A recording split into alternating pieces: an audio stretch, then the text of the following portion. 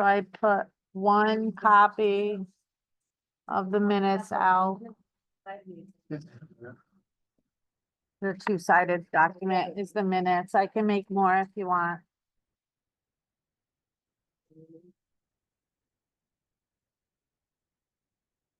Need that, don't need that, don't need that. So I don't know if any of you have met Tiffany. She's online. She had unfortunately a doctor's thing, so she's our new recording secretary. Oh. Robin had a conflict that came up and had to bow out. So Stephanie will be the permanent one? She's supposed to, Okay. yeah. Yeah, Tiffany will be our new. Hi Tiffany, hopefully you can hear us. You're muted. Yeah. If you're trying. Hi, sorry. I was like, where's the mute button? I'm Hi, gonna everybody. change the speakers here, so give us a minute. Awesome. Thank you.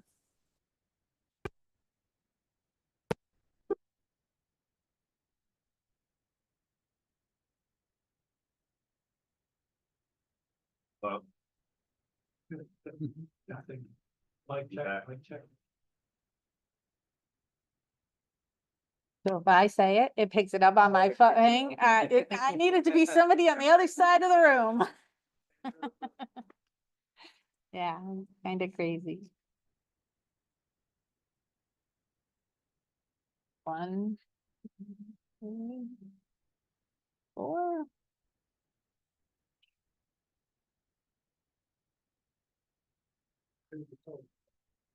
So you need 4. You can wait another minute if you want. Yeah, 5. Oh. I'm counting 4.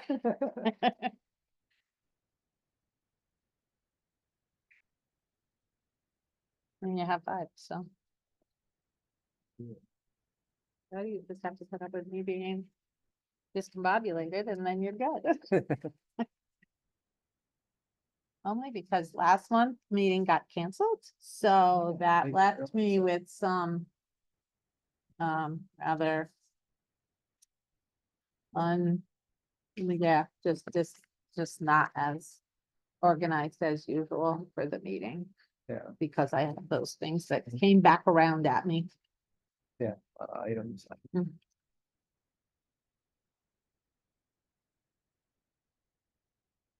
We're good whenever. Carl, firefighter, is that what you call? Oh. I believe he is, yeah. Oh. It was fall around 6. Oh, Maybe 4. Hello, hello. Open, there he is. There he is. Hi there. Hello.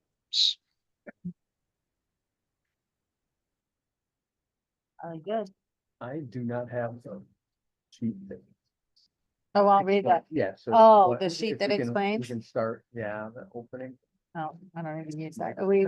We rarely use it anymore. Okay, well, I wasn't sure if we had. Let's see.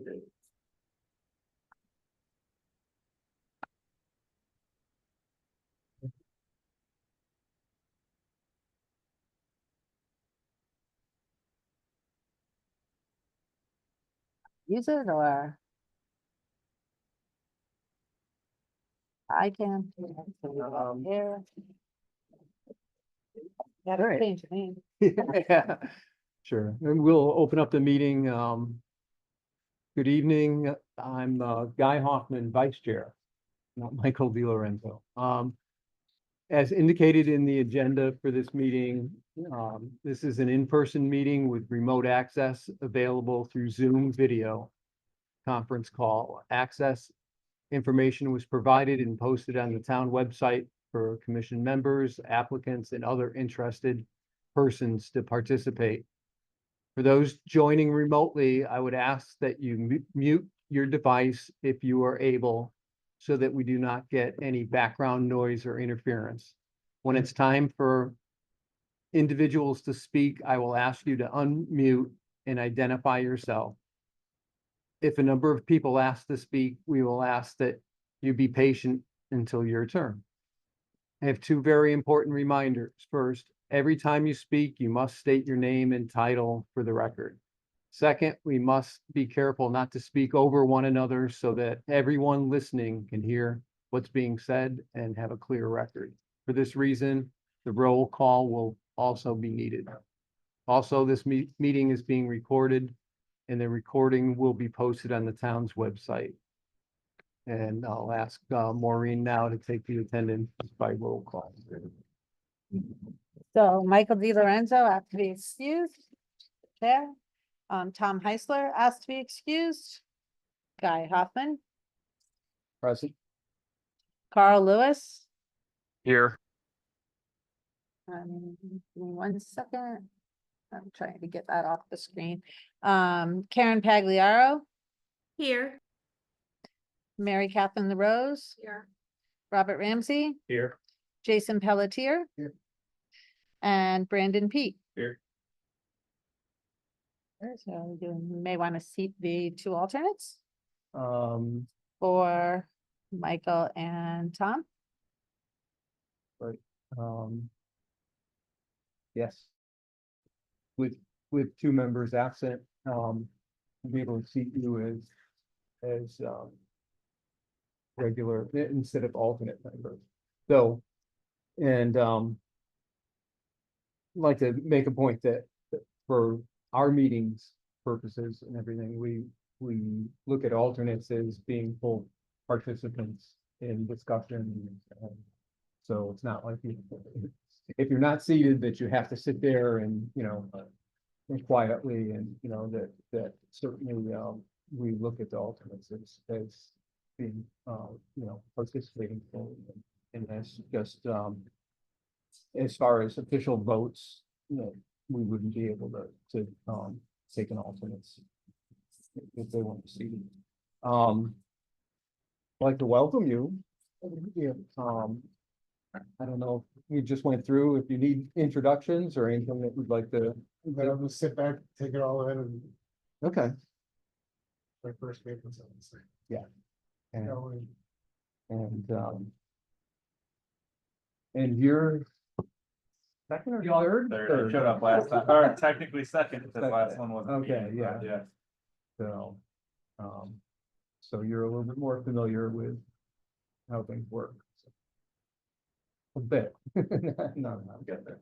And, we'll do audience and citizens and, Hi, Janelle Augustat, Audrey Augustat. Ramsey Augustat. all right, So they are actually here with regard to the conservation area encroachments. The one at Walden Court, which is item 4A on the agenda. So if you want to move that up, that's. you know, that's what I was somebody- thinking, that's what somebody we usually, can- we usually Can try do to. that, or you can listen to them during audience of citizens and then deal with the encroachment separately. It's up to you which way you want to do it. I don't know. Any thoughts on, I would think that, the audience of citizens here, that we could, Other matters. yeah, actually, you said it's 4A, so Mhm. why don't we just do approve the minutes? Okay, And then we're there. It's, yeah, instead of going through that. So we'll move on to approval of minutes. A motion.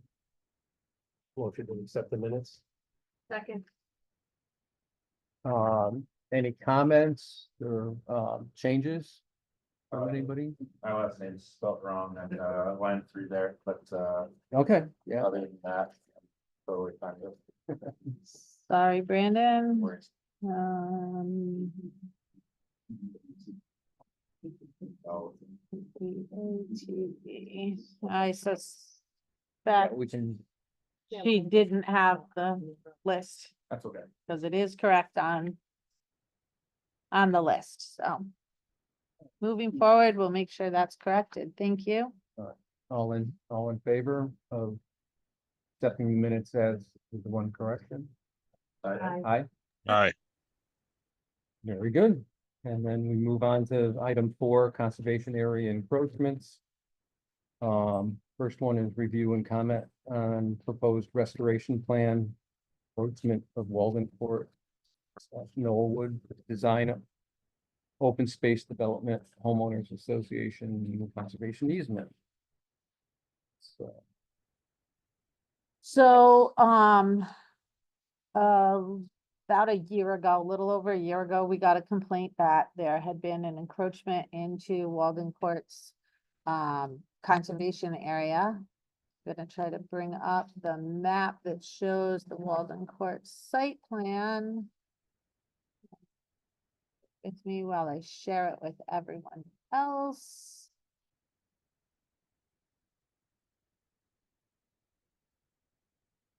It's a little small, but Walden Court is just off of Middletown Road. After you cross the turnpike, coming from Town Hall, you go east across the turnpike, you cross. And Walden Court is a development that's on the left-hand side. It was approved as a design open space development, so their units, they're single-family homes, and each unit area is defined as you go up the street. This, I know this map is not the best to to see, especially at this scale. But as you look around, this entire perimeter is a conservation easement. And so those easements are was turned over to the homeowners association.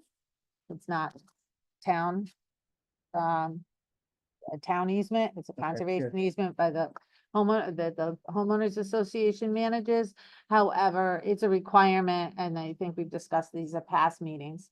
They were a requirement of the development, so therefore the town has authority to continue to monitor that. Yep, and take action because it's not in compliance with the approved site plan. Should there be questions, so the house, I believe, I'm sorry, but that's your house, right? Or is it the one next to it? That's our house 90. 9, it's the. 90, I'm sorry, it's just small, Yeah, I can't see.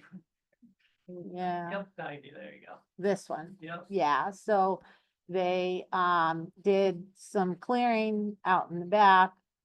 Our zoning officer and technician, engineering technician went out with the very fortunate occurrence of this being a permanent rock wall, stone wall, right on the property line, so you could easily measure off the distance of the mapped conservation easement, and it which is right here, and see where the encroachments occurred.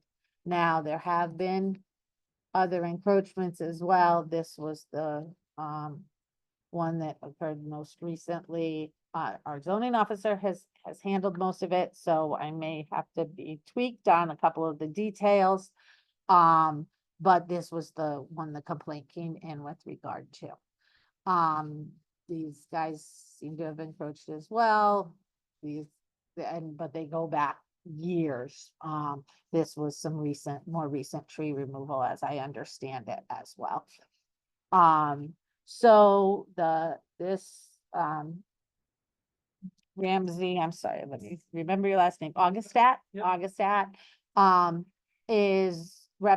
received the letter as a representative of the homeowners association, because it's the homeowners association that's ultimately responsible, but also happens to be the same homeowner. So, they're here with, they've been given some direction on what the town looks for when restoring an area. And I think they're here to give us some indication of what they can do. And I probably have other maps to share. I have an aerial and some other things there.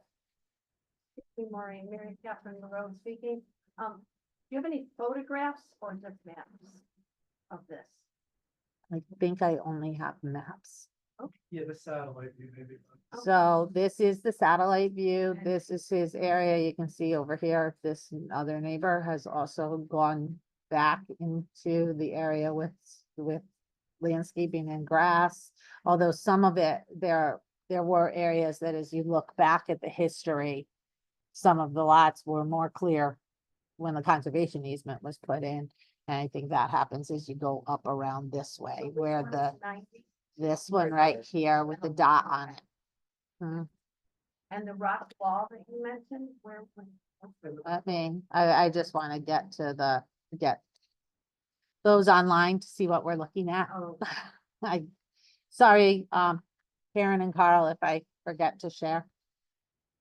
The rock walls come in the middle. The rock walls right that's the here. rock wall. This is So the that rock supposed wall. to designate That's the property line. end of the easement? Yes, now you're in a different property Got it. over here Okay. So then the So easement- this- easement would be easement part above. Is above. Yeah. Okay. is here where I'm kind of zigzagging and then goes up around here.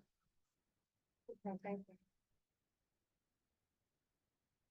I imagine the subdivision's older, there's no flags signaling where any easements begin. No, it doesn't appear as though it was probably signed at the time. Okay. You know, now we put up posts before we issue COs.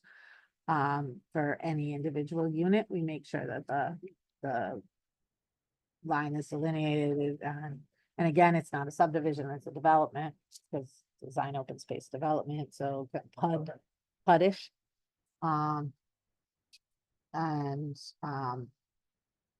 And that's, yeah, now it's delineated, then it may or may not have been required at that time. But we can certainly be, I believe it's part of the,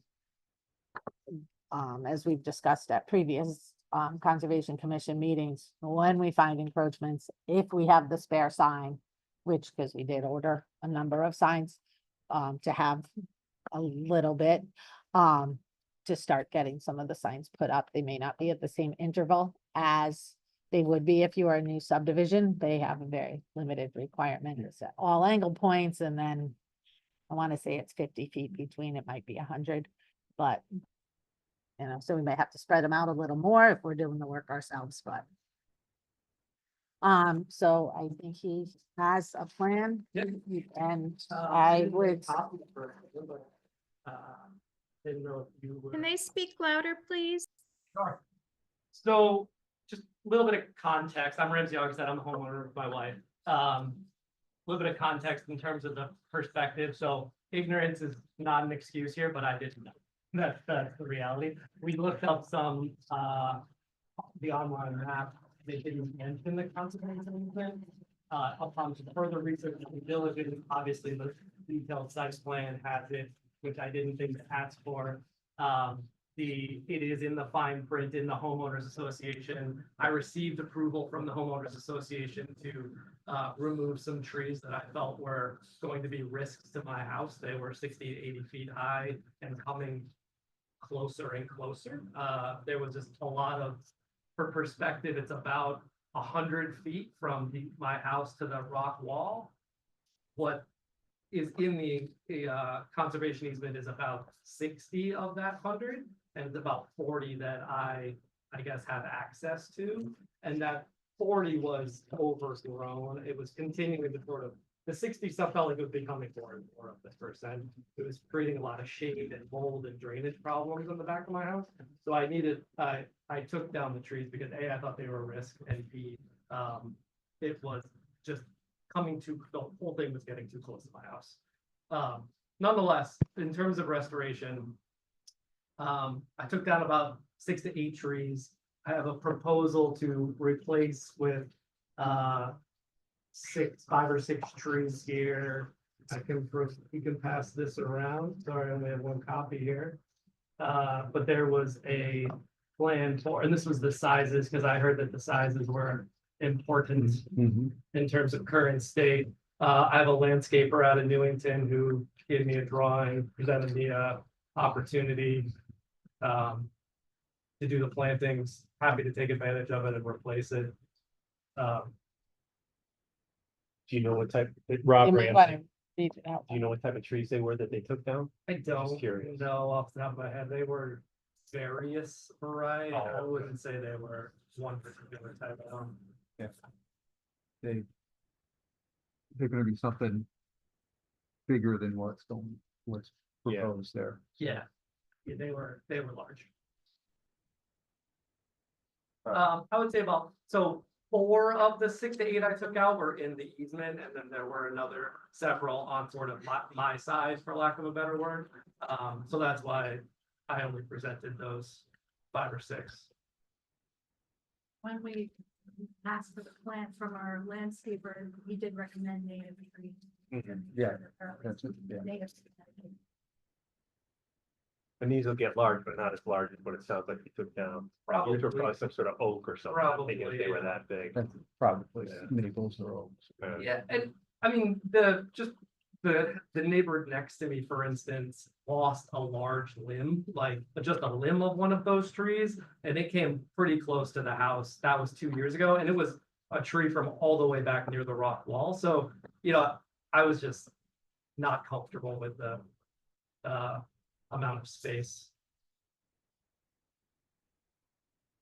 Brendan, Pete, just to ask, you said you looked through the map, was that the town GIS that didn't Yeah. have? Yeah. Alright, I know that's not regulatory, but that is probably a resource that should, Yeah, I looked at it today and it doesn't. show. okay, Yeah. thank you.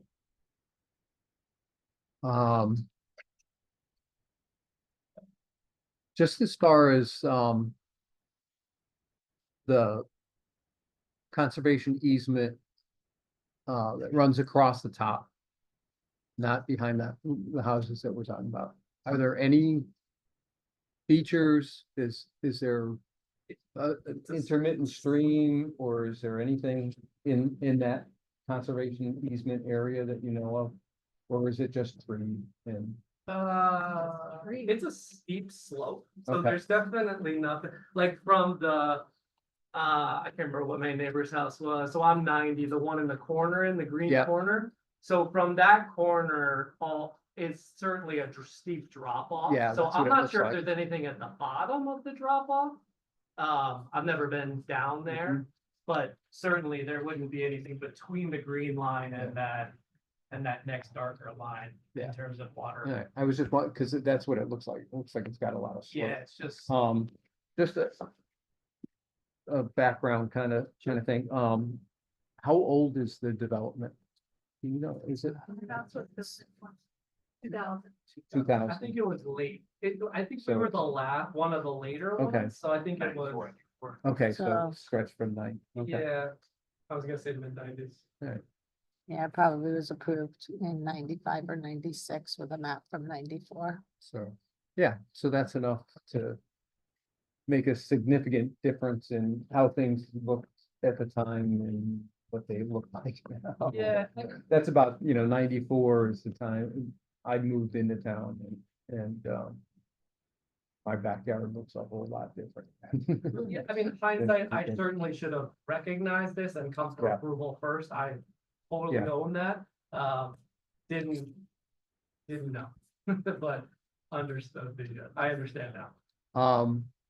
Is the homeowners association looking to do anything with the other properties that are found to be? Not at this time that I'm aware of. I mean, We're only here representing ourselves. Yeah, yeah, that's what I figured, yeah, Yeah. no, but I Not was, that I'm aware of. okay.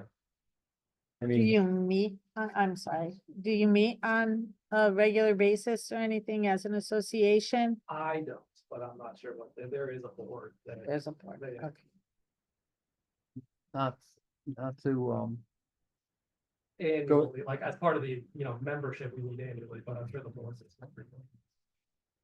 Rob Ramsey, Maureen, do you know what the outcome was for the other folks who you said years ago may have encroached in it? I mean, it looks So- like, that guy- is that a So tarp in the yard or was that like a? a basketball trampoline, court? I believe. Oh, okay. A trampoline, I believe. I'll have to look to see what the enforcement order did. Did it go, because we got the complaint directly on on this unit owner. Okay. So then dealing with it in an overall, we're getting the response, otherwise we didn't get a response from the homeowners association. So we Oh. have to escalate beyond. I don't know that because you weren't individually noticed. You got it through the whole, oh, you were noticed individually too? Okay, when I pulled them up earlier, I found the one to the Yeah, yeah, homeowners right. association. I thought that's the way it went.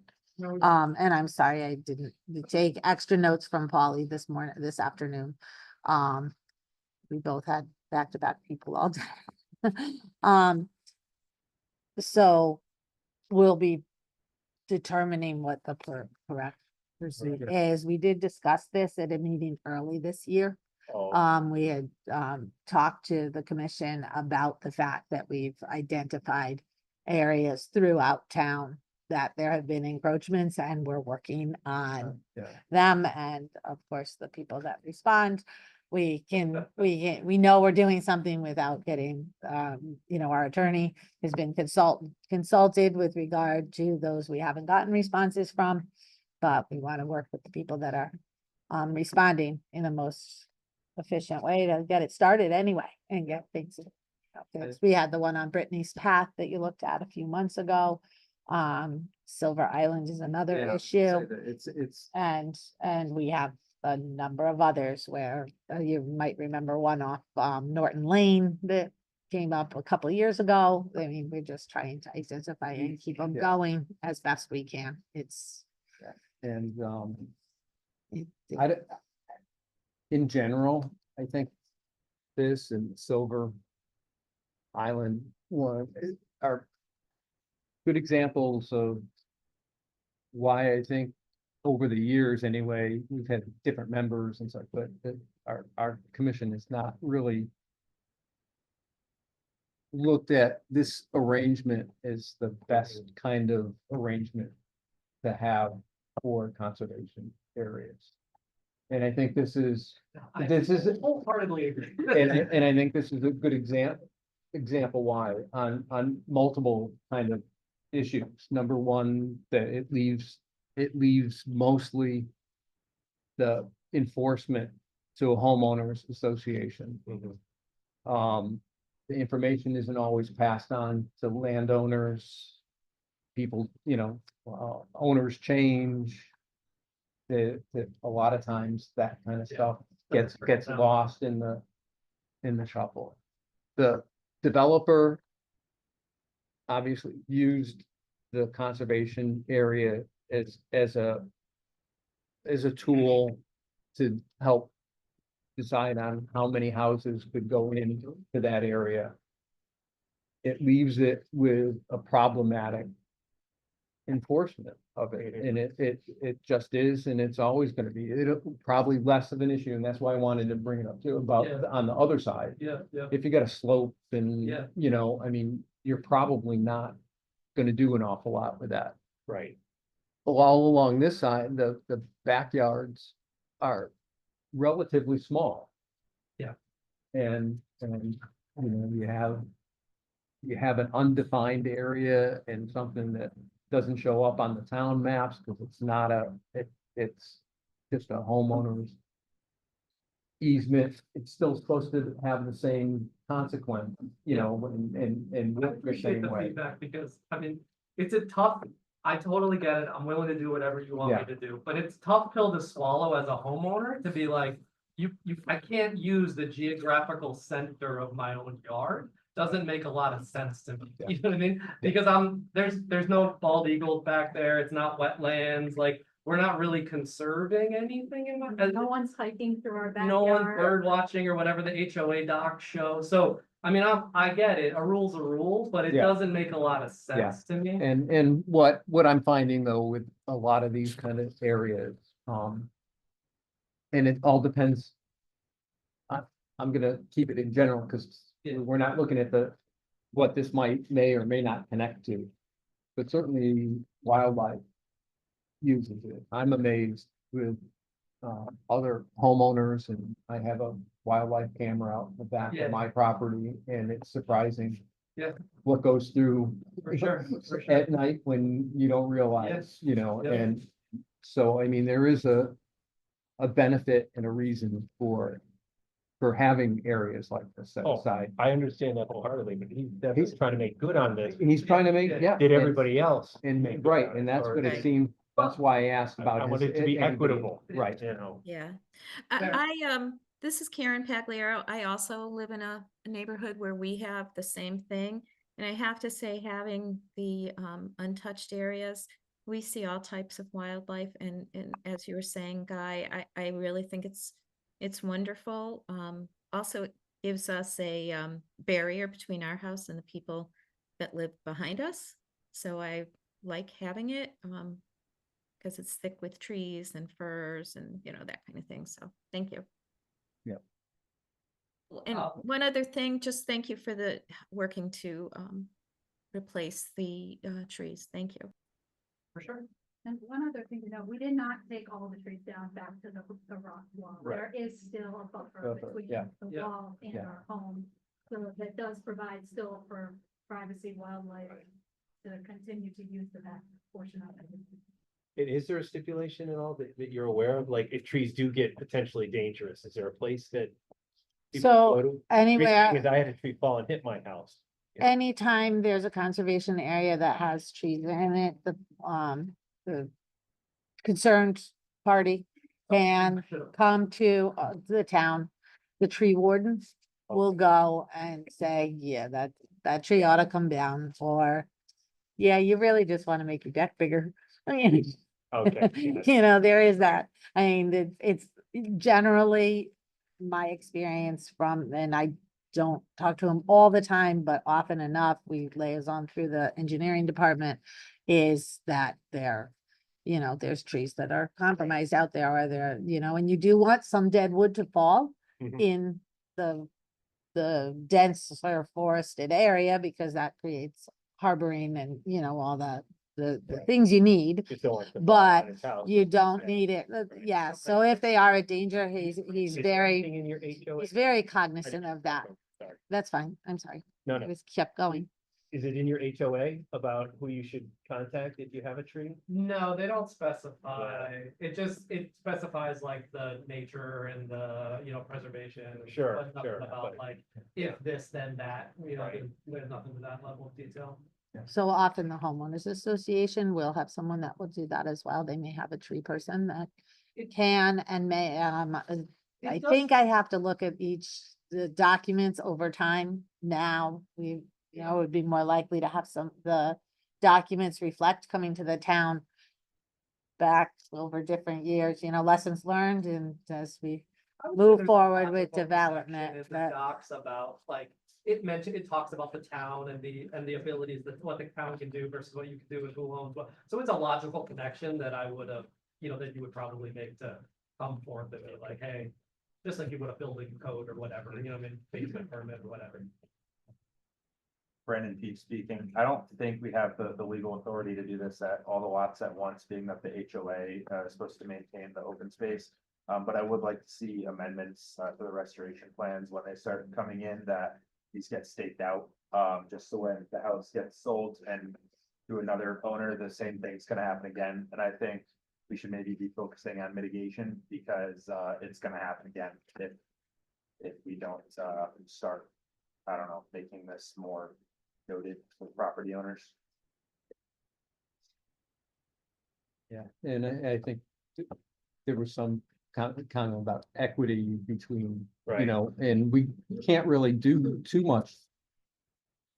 I was just Yeah, curious, you yeah, know, if but- other people have done it, was it Yeah, oh, just yeah. that Yeah. nobody no, ratted them out? Right. Well, You know, I think it's, to Maureen's point earlier, I think point in time matters, because like the people behind me owned their house since 2000. So if they've been maintaining what was more open versus my people didn't maintain it, it Yeah. wasn't as much. It's just different points in time. Now, you know, whether the trampoline should be there or not is, you know, arguable, but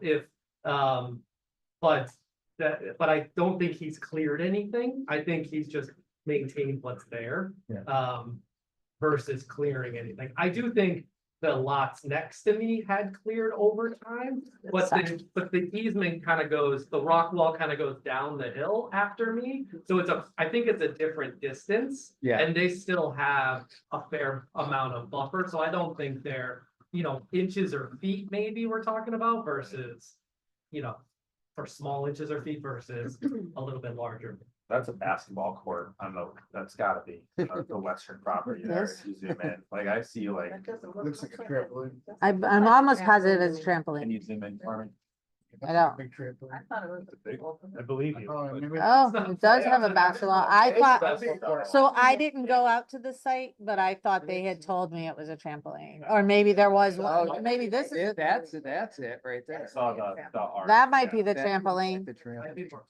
Yeah, the round one, that's the Yeah. trampoline, that's Yeah. the basketball. Yeah. And I could be wrong. It's already cleared and not part of the easement. So yeah, people are definitely. paving in the open space at this point is the point we're at. So to be fair, like ignorance is not an excuse. Yeah. Again, but there were other people who had cleared behind where we thought, like, so there was another reason like why we didn't go look to see if we could clear trees in the middle of our yard. Ooh, what's the year? That was 16. Those are all trees. Oh, so that's relatively new. I think it might pass a 3-year, Yeah. Well, question. for- What do you- for legal. I think, 2016. Oh, I didn't know that was what you were. I see. I think for us, I think you're just looking to see basically if we're okay with mitigation. With their mitigation. mitigation plan. I think that, that under the circumstances, having, you know, the native trees is something that I would have looked for in a plan, and you've done that. I think it's kind of hard to tell people that have cut, you know, 60 or 80 foot trees To put it that, back. that potentially could be a danger to their house, to put back another tree that's gonna do the Just that same same, thing. the Yeah. same thing. The trees, species that you mentioned in there aren't gonna do that, but they're gonna be faster growing, they're gonna give a lot of coverage. And they're not gonna pose a problem for the future, and probably provide some diversity that's not currently in that, in the easement area. So I don't have a problem with that kind of plan, you know, moving forward with it. And if that's what you're looking for from us, Maureen, I would entertain a, you know, a motion that, to that effect. Just curious, the tree person who's gonna plant them, they're giving you a year warranty or something on them, I would assume. Yeah, I'll confirm, it's a good question, but I would expect, Cause the goal is you want them to live. yeah. You don't wanna put them all in, Yeah. first you're Well, losing I'm money paying and for it, two, that's then all I they, agree you know. with, but yeah, I'm not looking to throw another few thousand So- dollars away. Exactly. So we do expect landscape plans to include, you know, to have like a 1-year guarantee that makes gives them the sense. life throughout an entire season. Yeah. See all the seasons of growing and otherwise getting frozen or Yeah. droughted or what have you. So that would be, and you What can do you- include signs if that's what you want to motion, do. I think I just typed the motion, but just before the motion, are we still doing, are these still kind of plans going to planning and zoning where a developer says, I want to squeeze in as many houses as I can, so I'm gonna give you this piece of property as it is. We still approving that? So those are called cluster developments for the most part, and yeah, they're a very real tool. But whether or not the easement is an easement or a dedication of open space are two different ways to What's the handle difference? it.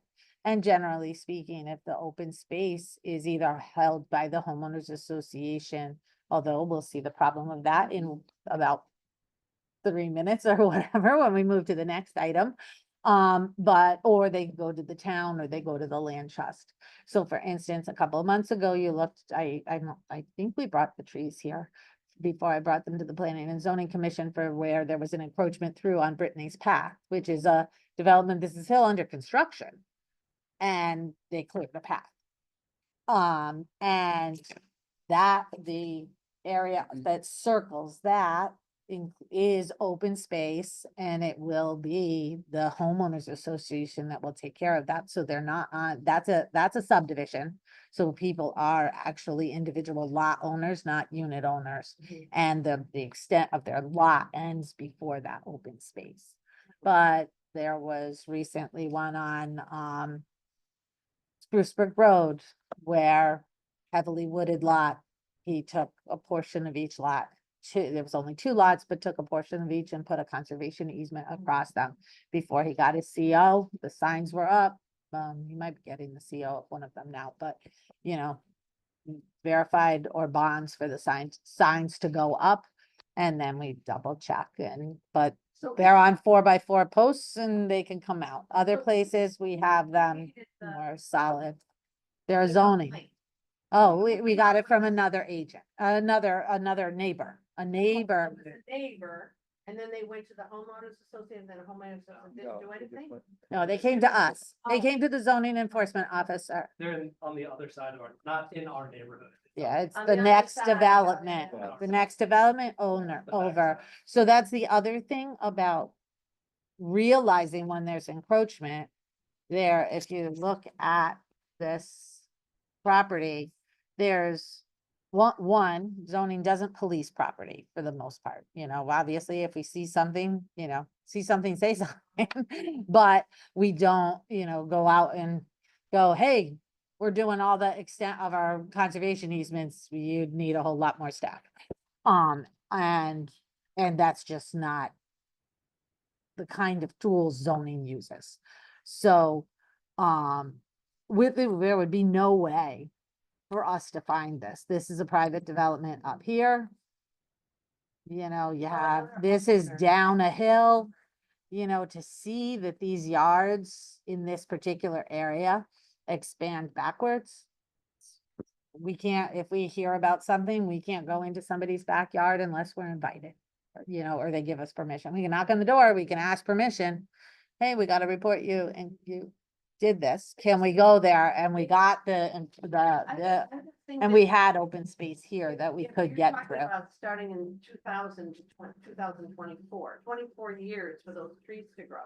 And yet it's not expected that, there's gonna be a problem. They don't I think expect it.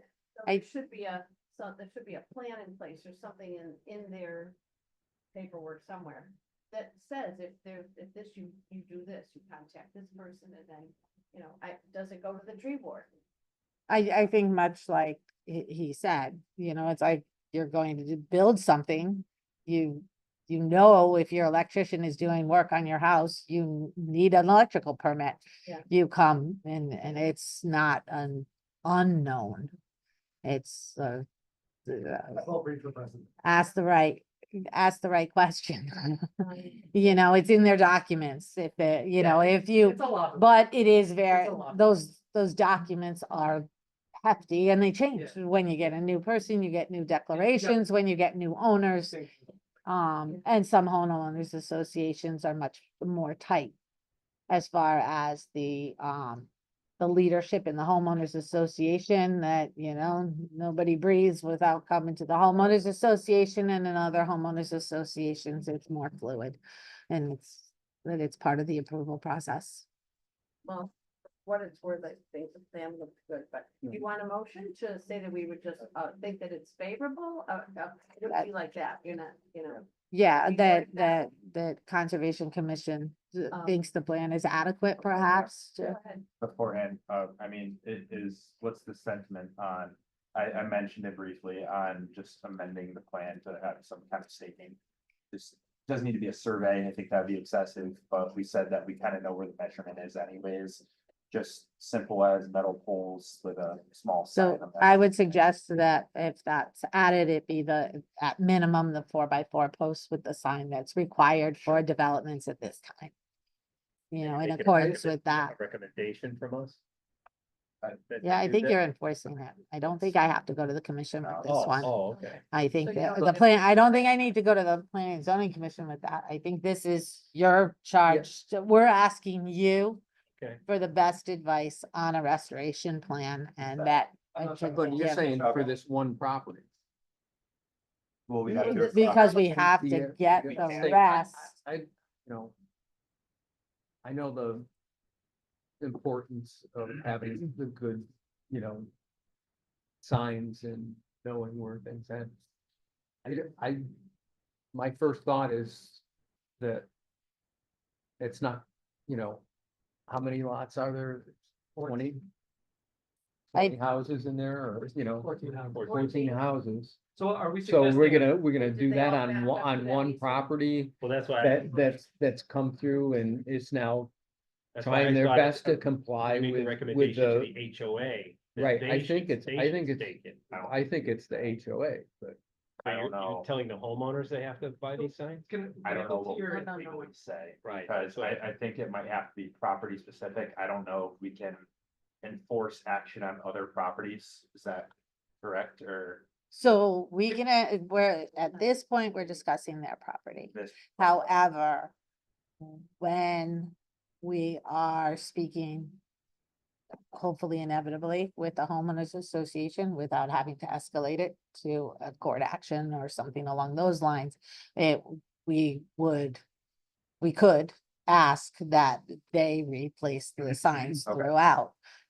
Which That's smart. in turn would, especially my understanding, especially in this, development this size, it will probably be a direct assessment back to the homeowners to divide it up between them. So if the town either gets compliance, so if this was a brand new development, 2024 approval, and I'm gonna presume the line is about here. It's 60 feet, it's somewhere around there. There would be, and how, do you know how wide your parcel, your unit is? I don't recall either. I mean, I can bring up the other one, but based on the distance, based on the visual, it's, yeah, if it's 100 feet, say, there's probably would only require a sign here and a sign here. There's no angle points. This one might require one here because it's gonna angle. If that's, I mean, I can go back to that map, but it would be at the angle points or a minimum of a certain distance. The property any property line and at angle points.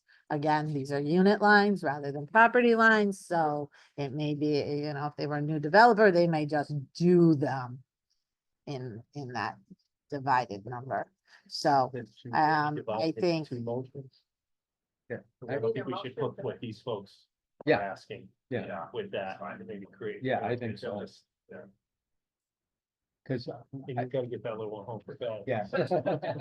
She's the live wire. Don't worry about her. I would ask if these guys have any other comments. Yeah. Um, Uh, anything else, Karen or Carl to add to this? The only thing I have to say is I doubt there were any signs when it was built because there's no signs in my neighborhood and we were built in 96. I've not come across any. Yeah, I think it was a early to mid 2000s addition to the regulations. It's not dated, I don't think, so. I'm confused. We want just a motion where we're saying that we look favorably upon their remediation plan. Yeah, or you Yeah, find it yeah. acceptable.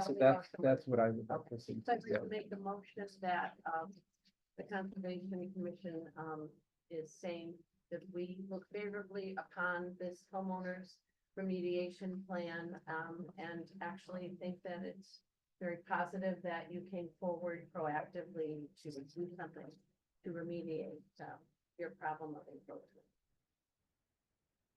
Second, Any other? Rob Ramsey, second, sorry. There we go. Any other comments? All in favor?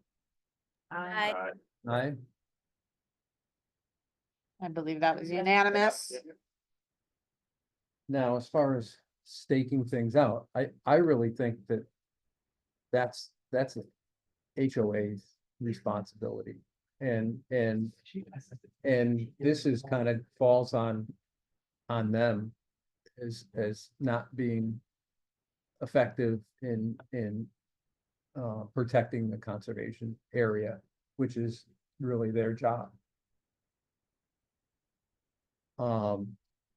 If you want to see anything staked out, I would think that it should be all of the properties, and then action should be taken for anybody that's clearly well beyond that border. And encroach in further other encroachments into the conservation area. With a similar plan to see what they're gonna do to remediate that. But I don't know if that over stretches our. But I mean, that's not a requirement, but that's what I would like to see, on that. For equity. I was Yeah, gonna say, for yeah. Equity, and I Yeah. think for the benefit of everybody, And- because and- I think you made an honest mistake. I know you kind of Yeah. said, I should have known better, but, I'm sure there's other people that thought that, or, it's not the place for a basketball court.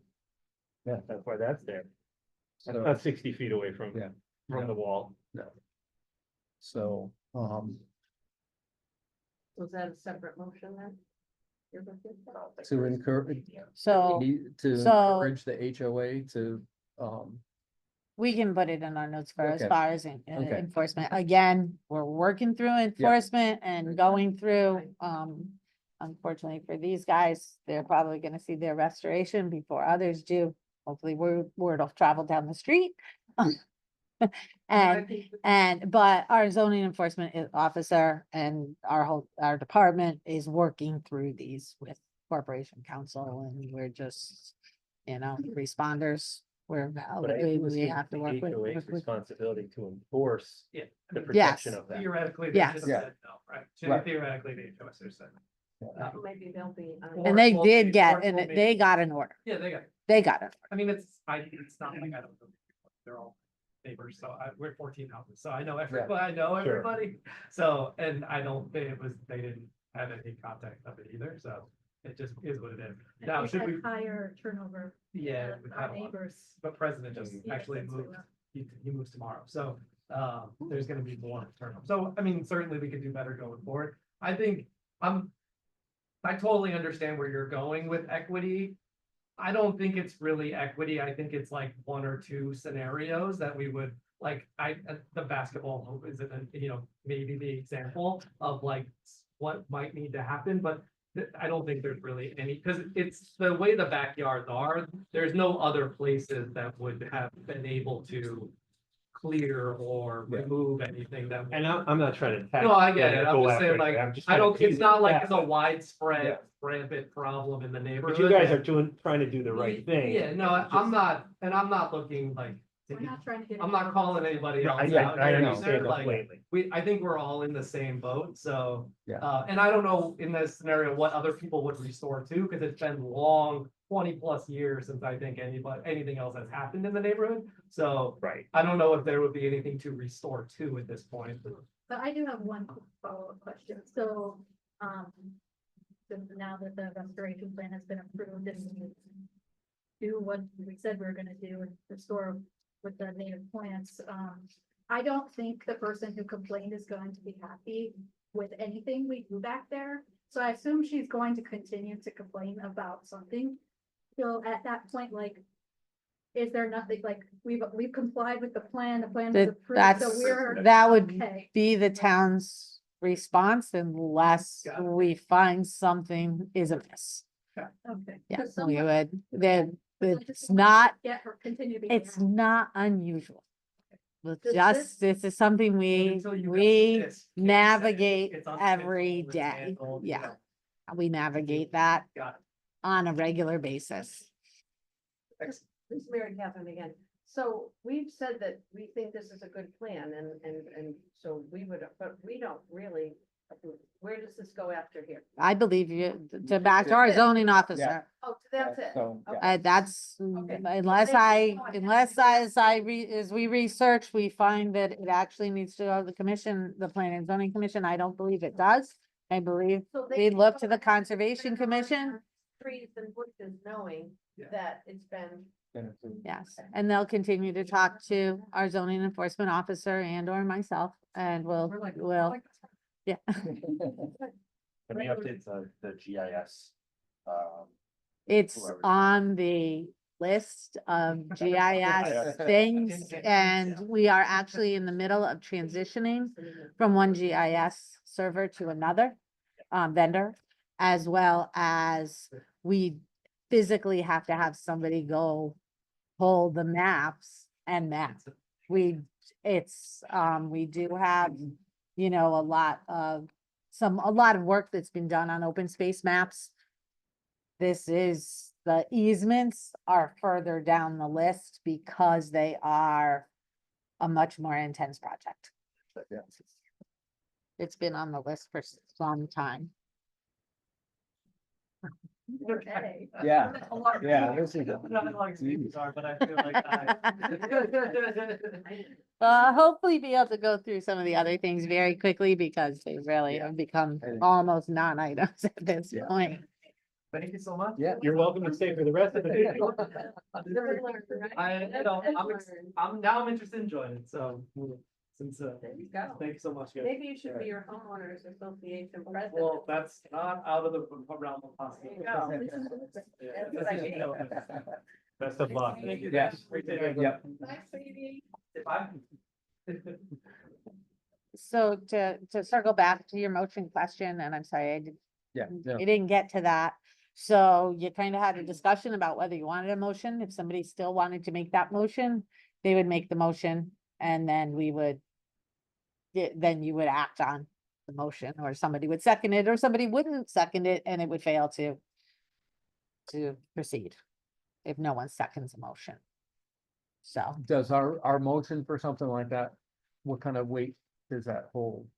As far as trying to get the HOA to do, you know, Again, I believe the Conservation Commission is the one that our department looks to for the expertise on what a conservation area should look like. And our zoning officer takes that advice and we run with it. We're ultimately the ones that sign off on the restoration plan and it not becoming an enforcement issue any longer, or it's not adequate and they gotta go again. And probably come back to you guys and give us a better plan and it would stay a violation. mhm, So I believe you have quite a bit of authority on Yes, Robert answered. I like the idea, but who's gonna end up having to pay for it? Are all these homeowners gonna, so they're gonna know because these folks cut down some trees. Now they've gotta fork out money to put signs that are gonna ruin their scenery or whatever it might be. I hesitate to put that on them. Yeah. Because it already sounds like they've got clown shoes in the back of the yard, you know, in the back of their yard, giving them a hard time. Yeah, well, that person's not in their homeowners association, they're in Well, a I different know, one, but- but, yeah, I just didn't. but again, we do have with the newer subdivisions and newer developments where we have open space. One of the things the Planning and Zoning Commission has been asking, and it's because a number of years ago, one of the developers volunteered it for the, appearance of his own development. I think, you know, or maybe negotiating with the planner at that time, you know, I'm not sure. But he created a little mini rock wall and put a plaque on it Right. where they needed to be. Mhm. And so he did something more substantial. One, those don't get ripped out. We have seen the signs come down. There was one that it was an anecdotally, a development of houses all in a row. First one got built, you know, or one of the early ones got built. Signs were up before they got their CO. All done. It's supposed to be staked, so we ask all the developers to put at minimum, put the silt fence along the easement line so that they don't accidentally get taken down during construction. That's even worse. Or encroached upon during construction, and then the signs certainly be installed by CO. And when I went to do the adjacent house, the signs weren't there anymore. It wasn't all that much time had not passed. But the homeowner or someone must have. They pulled have- it. Could we put some type of, That's or not not what an it is. existing that's- rock yeah. wall? Yeah, that's. The rock wall's the back of the property. Oh, the back of it, not. oh, It's not the Yeah, beginning of it, 60 yeah. feet towards their house from the Yeah, rock right. wall. Maybe we just leave this, so, I mean, I just didn't wanna see a requirement for them to have markers when the rest of the neighborhood, when nobody else has Right, them. right. Yeah. It's either gotta be some kind of recommendation to the homeowners association as a again, whole. They all know each other, they know, Yeah. oh, and now they're, you It's know, gonna, our Hey, let's see HOA what went it up is. $50 for the Yeah. next 3 years to pay for these signs because you Mm, guys. yeah, got that. yeah. I would hate to see that happen to them. Yeah, So again, we do have some signs and we're Yeah. trying to have grounds. Go use them as we can. We're trying, I think the sign, I don't know that we have the signs that delineate the area. But we may have some funds for them. I'll have to check your budget. Because we did buy all the other signs, which are more often access signs. Or they say what you can do in the open space areas, so. Or conserved areas, so. hopefully, I mean, this is gonna raise awareness for the 14, 13 other homeowners And, and, you And the know, and HOA, know what. the yeah, HOA way, now is you know, more right, cognizant of Of- it too. right. 'Cause, you know, which are, they'll the remind those people are- at the meetings or send out a letter, just. you yeah, know.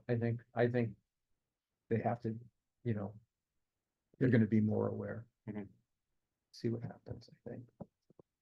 All right. Anything else on this one? Beat it to death, man. Yeah, let's move on. B, the Silver Island Way encroachment. so I just kind of, this has come up as well as did the Walden Court one and something else. To an audience of citizens at town council as well. So we're kind of on the hot seat in our department as far as making forward action. And you know, I'm trying to stay focused and cognizant of the ones that we otherwise know about as well, so that we're staying evenly acting instead of focusing on only the hottest buttons. But you may recall Silver Island Way was a development, some of you won't because you weren't on the commission. I don't know how involved you were in town at the time. Silver Island Way is another development that has a border of conservation area all around the perimeter. And there's a number of unit owners. Again, it's another development with unit owners and a homeowners association. And actually, that's still an open development, so you still have a developer as well. Most of the units have been sold to individual builders or homeowners to have a builder build the units themselves, so less continuity than you have when you have one of the bigger developers coming in and developing a multifamily property. This one has a long history of the conservation area. There was and a court settlement on the development as a whole. It gets its utilities from Meriden because it's right down there on North Colony Road. You actually take North Colony and it's on the right and backs up to Silver Lake. A couple of the homeowners, but most egregiously, a particular unit owner has cleared for views to the lake. And so we've had an enforcement action on them for some time.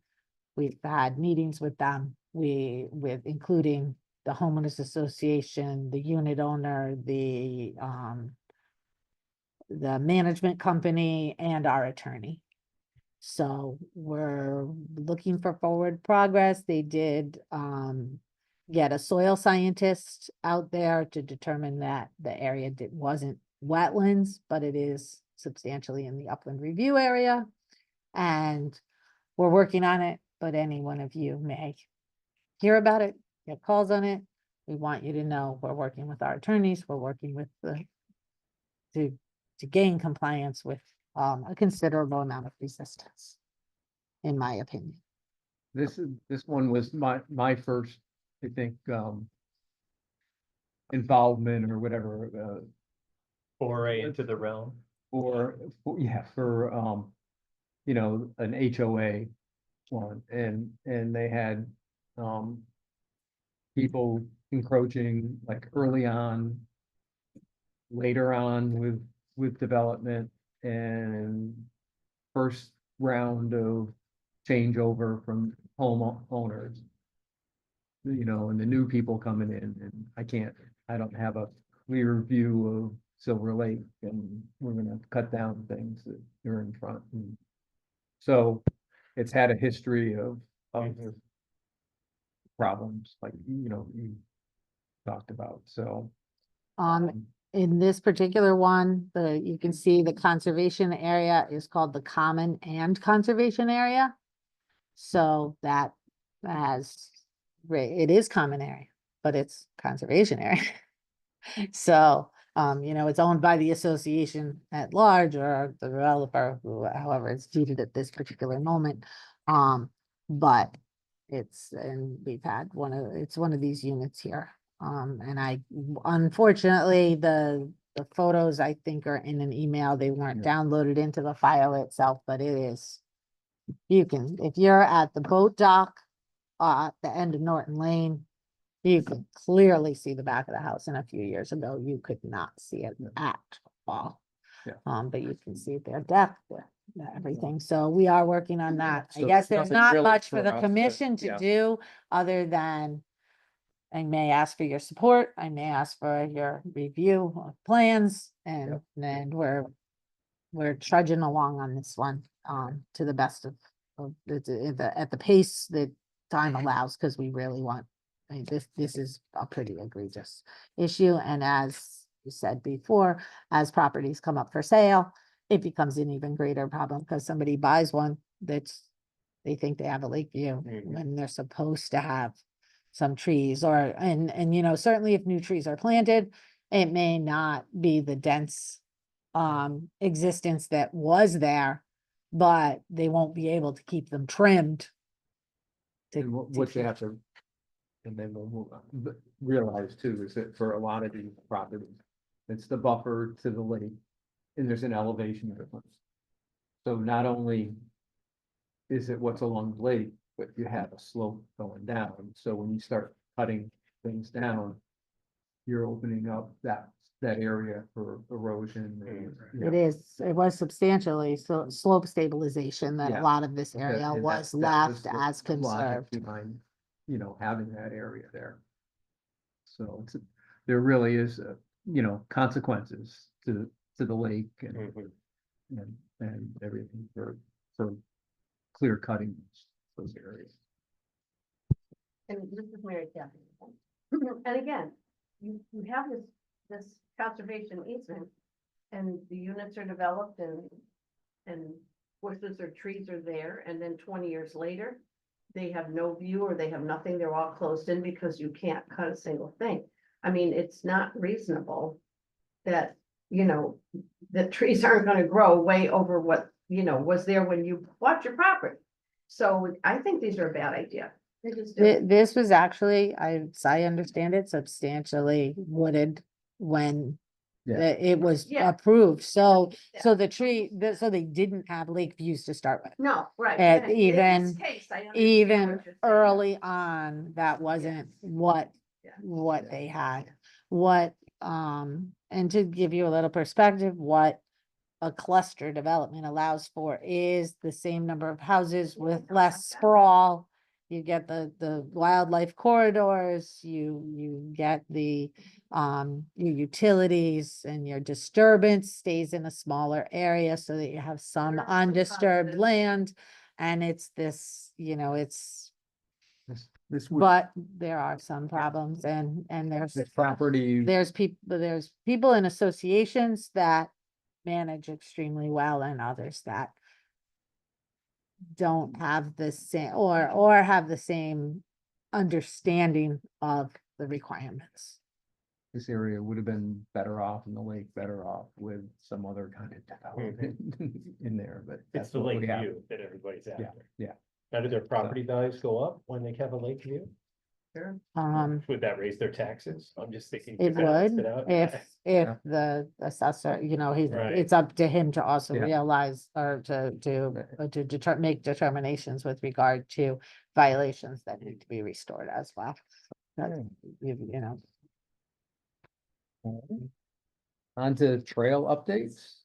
The first one is interesting one with Eversource request for a gate along the right of way at Summit Wood. So they did go to, they did get, CFPA to, oh, no, the wrong thing. CFPA, has no issue with the location of the gate that they're proposing. It's pretty difficult. I was hoping I'd get more information from them this week. I asked for it when it came in last week, and we lost communication. I had quite a bit of, trouble with some emails for one day and then fell behind. Share, so these guys can see, hold on. So Summitwood from Orchard, right? Yeah. So Orchard comes up Or Linden. and- here, Linden, from Linden comes up here to where you ultimately have the cul-de-sac down here. This is the homeowner that prompted it, I believe. Here you have what I understand to be the Eversource right of way, and the gate would be put in here.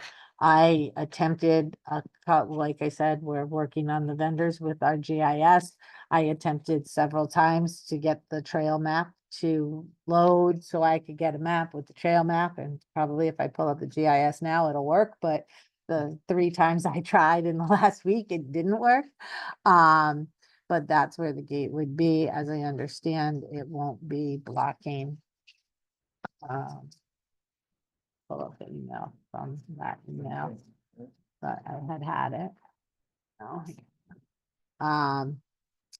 What I understand is it won't be inhibiting trail use. So you can walk around it. Yeah, or the trail's not actually right there. Right, so Yeah. it's really just to deter the ATV. Yeah, the problem is ATVs are cutting through there, and that is a statewide problem. It's probably a national problem. We've heard it. We've had conversations with DEP about it. We've had, there's others getting these complaints. Our PD is regularly, responding. But this is one area that, they have gotten the complaints, so. The only question I really had with it was whether it's gonna be totally effective, but, um. I don't think it, I don't know, Carl, are you familiar enough with that area to know? Any, if, Yes, I am. And the other thing is that one of my sons is one of the illegal riders out there. I'll put it out there right now so anybody can know that. But that's not going to hurt the trail. I encourage that. It's especially nice that Eversource is putting that up at their cost. yeah, they're gonna do it. I just took a quick look at the reload. I beg your pardon. The reload that just occurred. It's not going to hurt anything. It's a no-brainer, and I would move that we support it.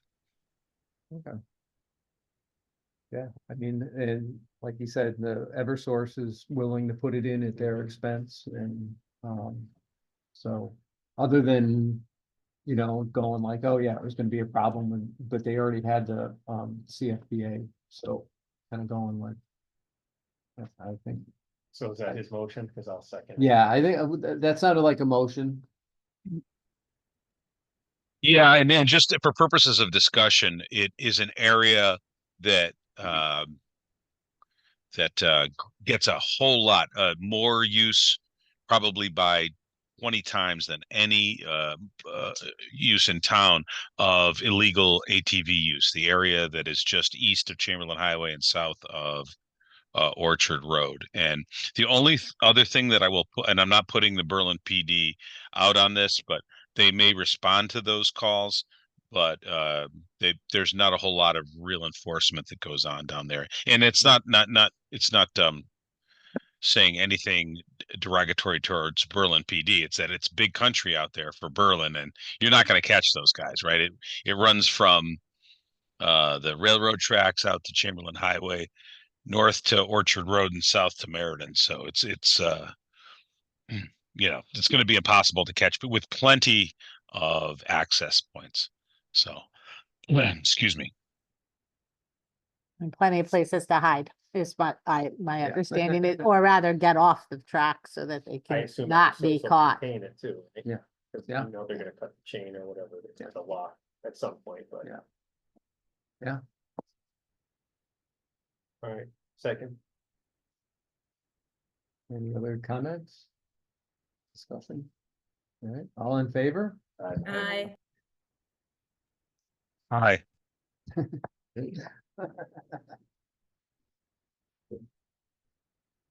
Good, I think, see what happens with it.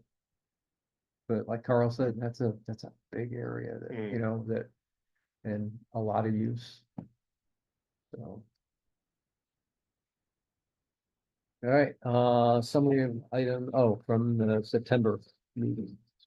So, if you don't mind, I'll kind of just quickly go through these because, that was a conversation prompted by the land trust, and they actually came to talk to the commission at that meeting, which didn't happen, it ended up being canceled due to lack of a quorum.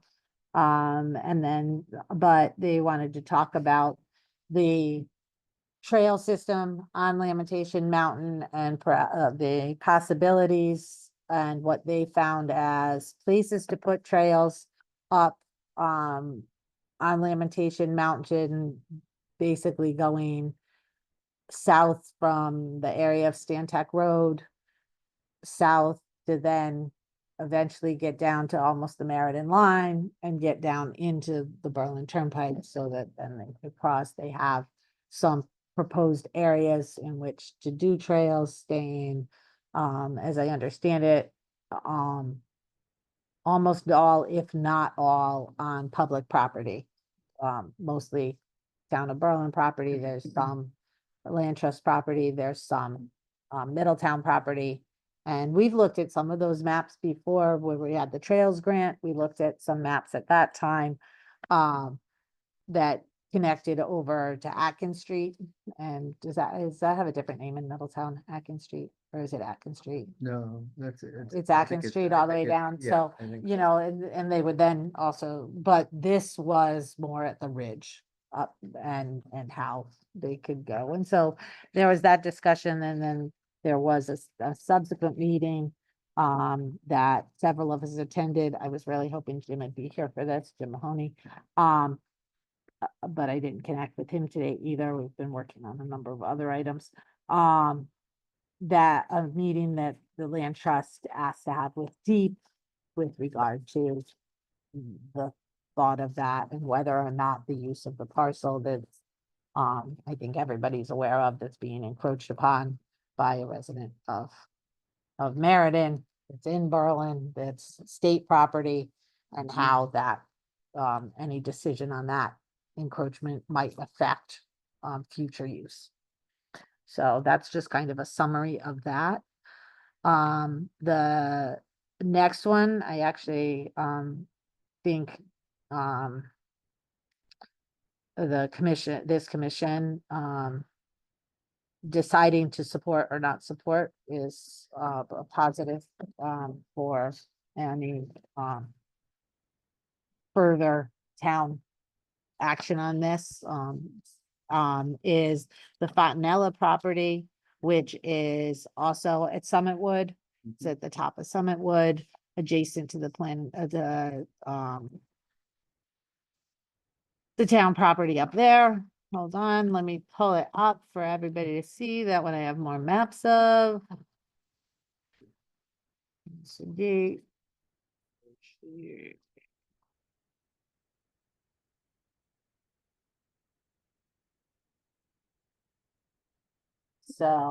Got a lot of green next to it. I don't know if this helps all of you. Let me share it for these guys. Can you guys see the map now? I'm not sure. I'm Yes. sharing the right map. Yes. Okay, all right, no. Yeah, do you have the right map? Oh, you do have the right map, okay. So here Summit Wood comes up, the trail, you can almost see the line of the trail here, trails over here. This is Apple Lane. the new H2O Farms is going in here, Fontanella Farm. These basically the farm land are these two parcels.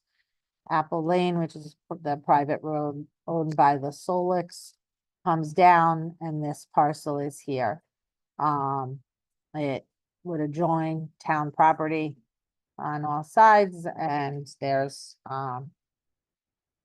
the town has the opportunity, in combination with some grant money to purchase that. So we're pursuing that.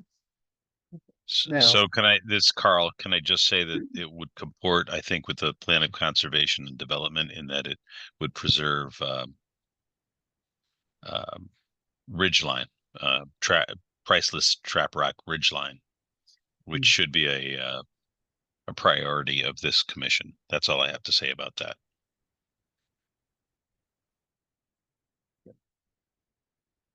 And currently, the little, thin parcel that's right next to it, to the right and above, it's shaped like a 7.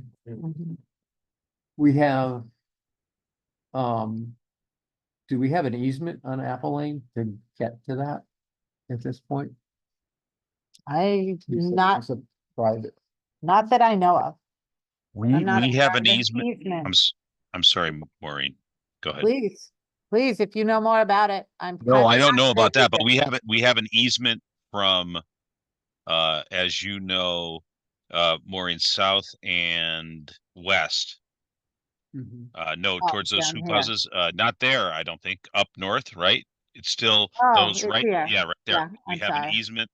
Yeah, Right. that's Pierre's property. Well, it's not his anymore, but we do have an easement coming up into the property from there. I do not believe Right. we have an easement from Apple Lane. I don't know, though. Okay, But we own this, right. Yeah. Right, which is the open space where the trail is. and the trail is At the end of relatively, Summit, so you can get, that's directly Yeah. adjacent. the trail runs pretty close to that property line, as I recall. Right here. And there's another line under here that I saw a minute ago. I saw, maybe, and I think I have more maps as well. How many Let's acres do we see. have together? So just to be clear, the trail was relocated Right, to Yeah. go prior back to getting to this way. Summerwood. Yeah, so you don't hit Summitwood. It used to run in the front of people's houses there Right, on Summitwood. If we look back at what we just had. I remember. that. Yeah, I'll Yeah. get there again. Hold on. And so the relocation that happened, I believe 2 summers ago, the CFPA had trail crew out there. It moved it off the front yards of, I believe it was Yeah. those 2 houses right there. Yeah. It moved it, see where the end of Summitwood is. Yeah.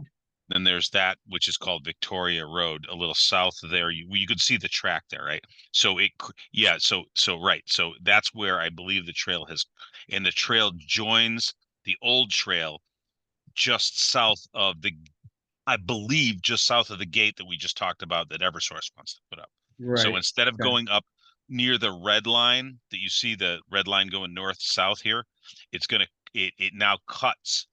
Yeah, right there. Right, exactly. Right there, Yeah. okay, So I don't know that we're protecting any okay, particular, we may be protecting a little trail, but that would not be the primary reason that I would advocate for this. I would just say that it protects priceless trap rock ridgeline, and it's the right thing to do for future generations.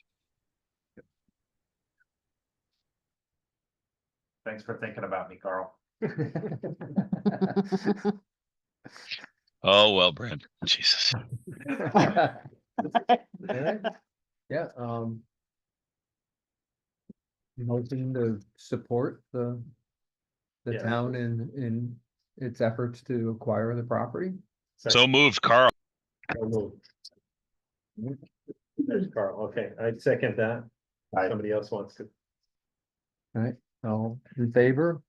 I was gonna say. All right, very good. Yeah, thanks, Carl. I don't have anything new on the next item, Okay. which is mapping access points and signage, plugging away, but grounds has been doing ground stuff very diligently. It's been a very, very busy fall.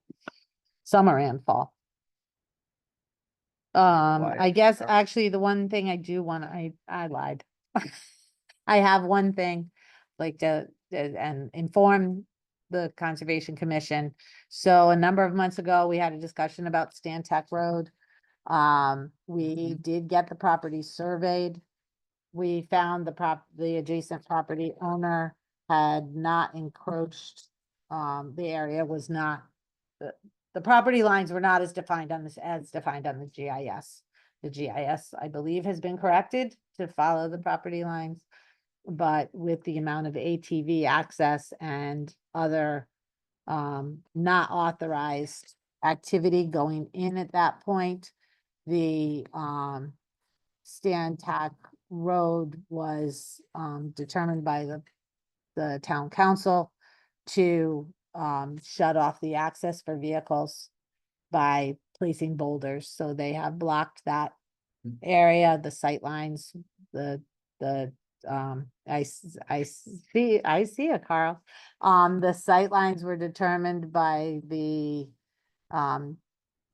we got a report from the PD about the sight lines coming out of that parking area.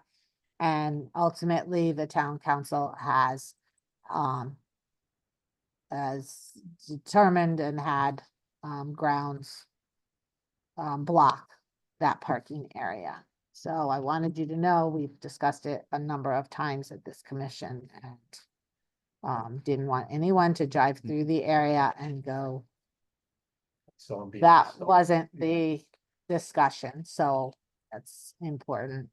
And I will now note that Carl just had his hand raised. Yes. Thank in you. case you didn't So, see it. Mr. Vice Chairman, may I speak on this matter? Yes, please. So that parking area has existed happily and without incident since, and I've done original research on this, since between 1957 and 1961. I have not been able to document one incident of traffic violation going in there.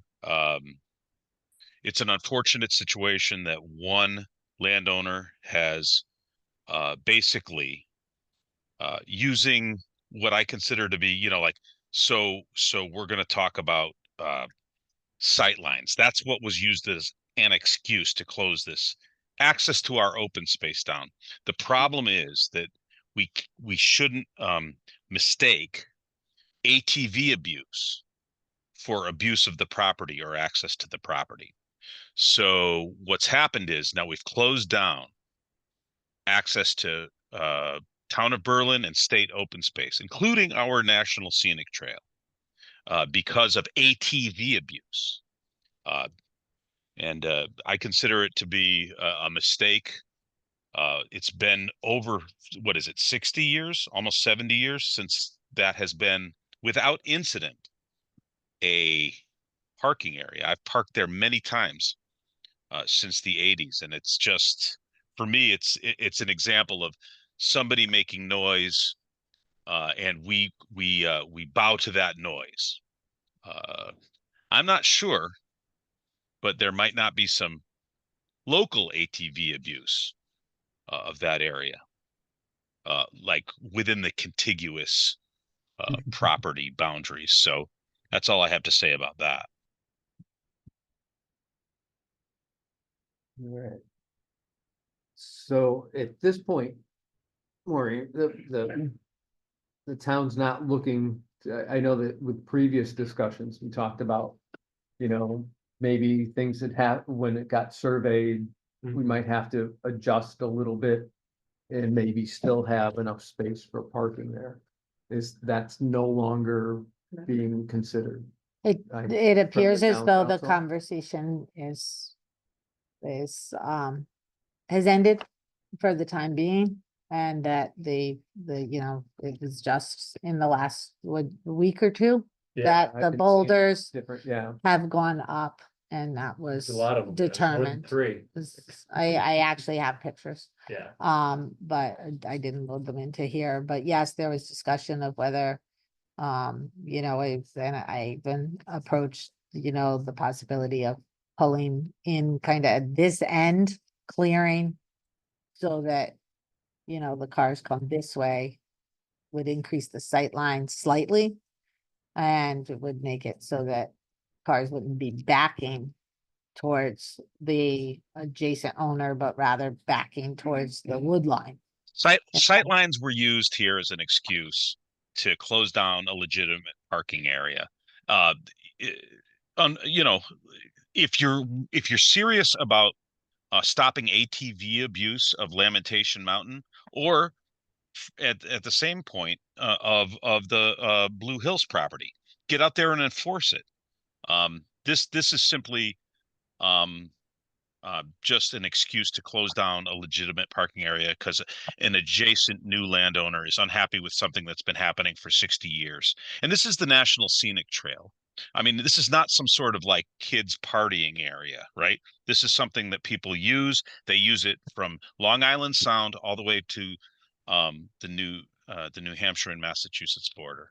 And a shame on us for not protecting parking access to that as a town, using whatever excuse we can to appease the landowner on that.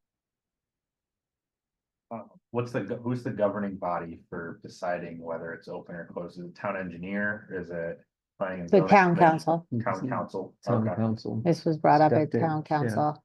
I will serve everyone, you know, I was party to some of the discussions, not all, but it included that the Pistol Creek is just to the east up Spruce Brook Road with a large parking area, and that there's trails to then, you know, kind of stay along the road with the eventual the planned, I should say, redo of the bridge there, that then would also be a more suitable area for a road walk for trail access. Which none of the Wow. landowners, Like, which none well- of the landowners will want. We've had them in the front. I would love to say, and I'm going to stop, Maureen. I will never talk again for this whole meeting. But you know, I go to Timberland quite often, and the sight lines aren't that good there. Let's try to close that down.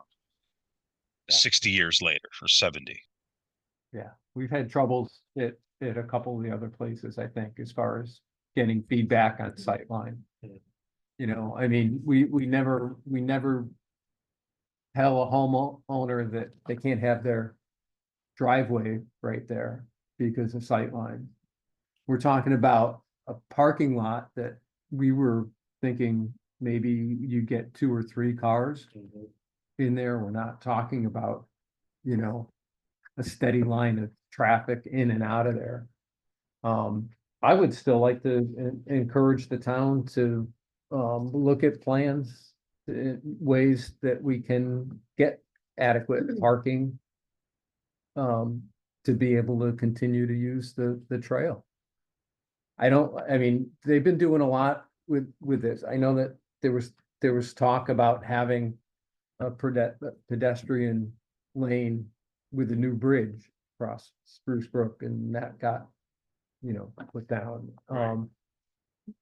You know, there are sections there that don't have sidewalks and some that do along Spruce Brook.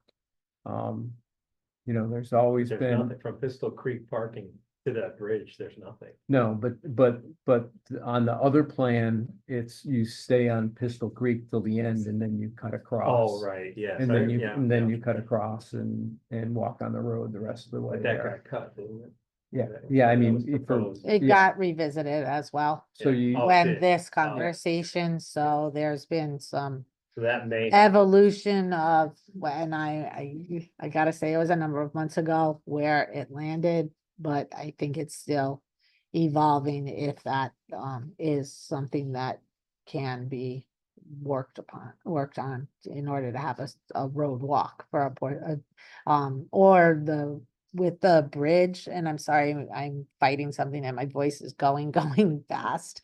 With the road walk and the redoing of the bridge, there may be the opportunity to increase the road width Mhm. enough to provide a safer area to walk Yeah. along the road, but off the travel way.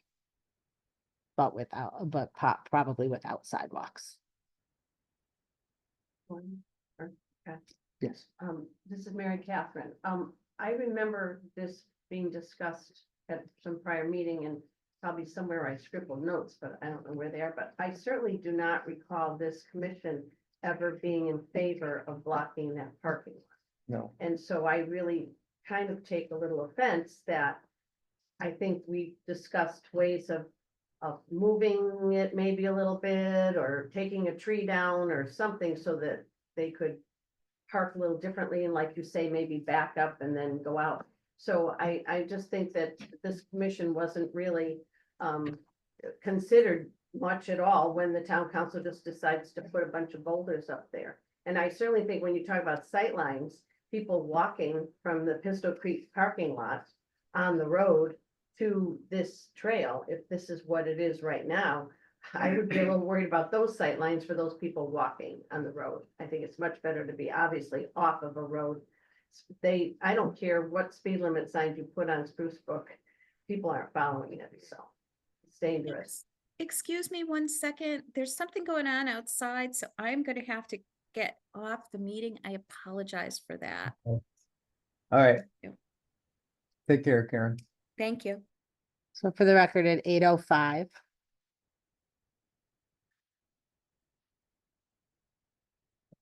Oh, she's okay. Is she at home? No, she said something was going on outside. Outside her house? Yeah. Oh, Yeah. hope she's all right. Hopefully she would have told us if it was. Yeah, well, I don't know. I was gonna ask. I've seen enough but- scary but- movies. Never a good If sign. she sends the fire department, I have to go too. Yeah, I'll tell you about one. It may be after- construction afterward. or something. There's a lot of night construction going on. I don't know where she is, but How does something like encourage the town to look at options for limited parking adjacent to Spruce Brook Road? Or other safe access to this trail? Well, so I was involved in a meeting that we had with the various quote unquote responsible parties for this. And it was quite clear that they thought that the half-mile walk on Spruce Brook Road to Pistol Creek main parking was adequate for access to this, which means that if you're gonna access this trail, now you could park legally on Wilkes Pond, I suppose, or on Spruce Brook Road. I think you could park legally, but they're the quote unquote responsible parties involved were advocating parking on at the log house there at Pistol Creek, which adds a half a mile each way, which is a disincentive to walk there, you know. And by the way, there's a dearth of parking between Spruce Brook Road and Orchard Road at Kensington, where the notable road walk. And so I don't mean to be taking too much of everyone's time to get on this. It's a burr in my saddle that we've caved on this one. Well, For no demonstrable reason. The reason that the police officer was at the meeting of the so-called stakeholders was, and I know, we're going to disagree on this, Maureen, but that we're finding any excuse to appease Yeah. a single landowner at the expense of the people who use the trail. My opinion only. I mean, I'd like to push back a little bit. I mean, I we're an agree. advisory group, but agree. I mean, just to say that we still think that, we'd like that access to this trail is important. And maybe that's how we start. Access to this trail is important. And we encourage the town to look at you know, once again, at options for parking along the limited parking along adjacent to Spruce Brook Road or other safe access to the trail. Which means if they're gonna say the other parking lot or whatever, then let's look at a trail alongside the road. Let's Yeah, walking a half mile down Spruce Brook. Brook is yeah. Is not, you know, is not really an answer. So, Are you making that up? I Are you guess, making that a motion? I don't know if I can, So- as chair. Oh, you can't. chair Oh, for- I thought you were Yeah, I'm making a not, motion. yeah. I I'll make think it, it's not ordinary, but it's Yeah. not Or a just- law. I don't think it's no, prohibited. you know what? I'll do it. Because then it's the vice chair that's doing this and it saves any kind of other, they wanna have a hassle with me. I would do it, but I don't know how, I don't Yeah. know exactly. No, I think can't say it that's better done than pretty you. well. I mean, Yeah. that's- So that's my motion. You wrote it down, right? Yes. Can you restate it? And you have it? You have it, Maureen, or no? I have portions of it, but I was watching him write it as he was doing it, and I'm like, okay, but Tiffany's also on and we have the recording. So we go back to the recording for Yeah. our motions. And I will, of course, share the discussion and motion by the commission with the town manager, to then direct on how he wants me to proceed with it.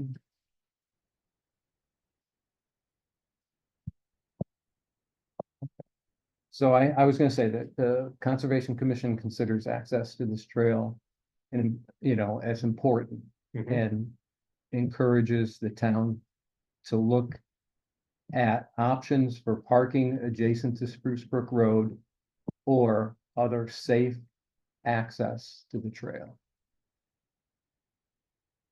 I second that motion. Carl, how's that sound to you? It's not, I'm sorry. It sounds great. So I will support it. So in terms of comment with the full knowledge that it will fall on somewhat deaf ears. Because we vetted this in front of everyone and it was a dead letter. So I'm supporting it, of course, you know, like I would support, you know, orphans and poor people and stuff like that. But I just don't know that you're going to get any support amongst the neighbors for a trail off Spruce Brook Road. And you're also not going to get support for anything but parking at the Pistol Creek, which they probably would Right. all vote against too if they could. Tiffany, you may not want to include all of that in it. Thank you. All right.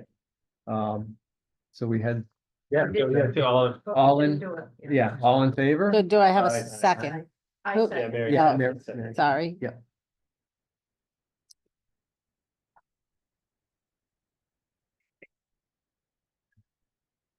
Please tell me there's not much going on with the garden. No, the garden, she sent out a letter today or this week. Just reminding the, reminding the gardeners that it closes on November 3rd, I believe it is, that's the last day for gardening this Sunday.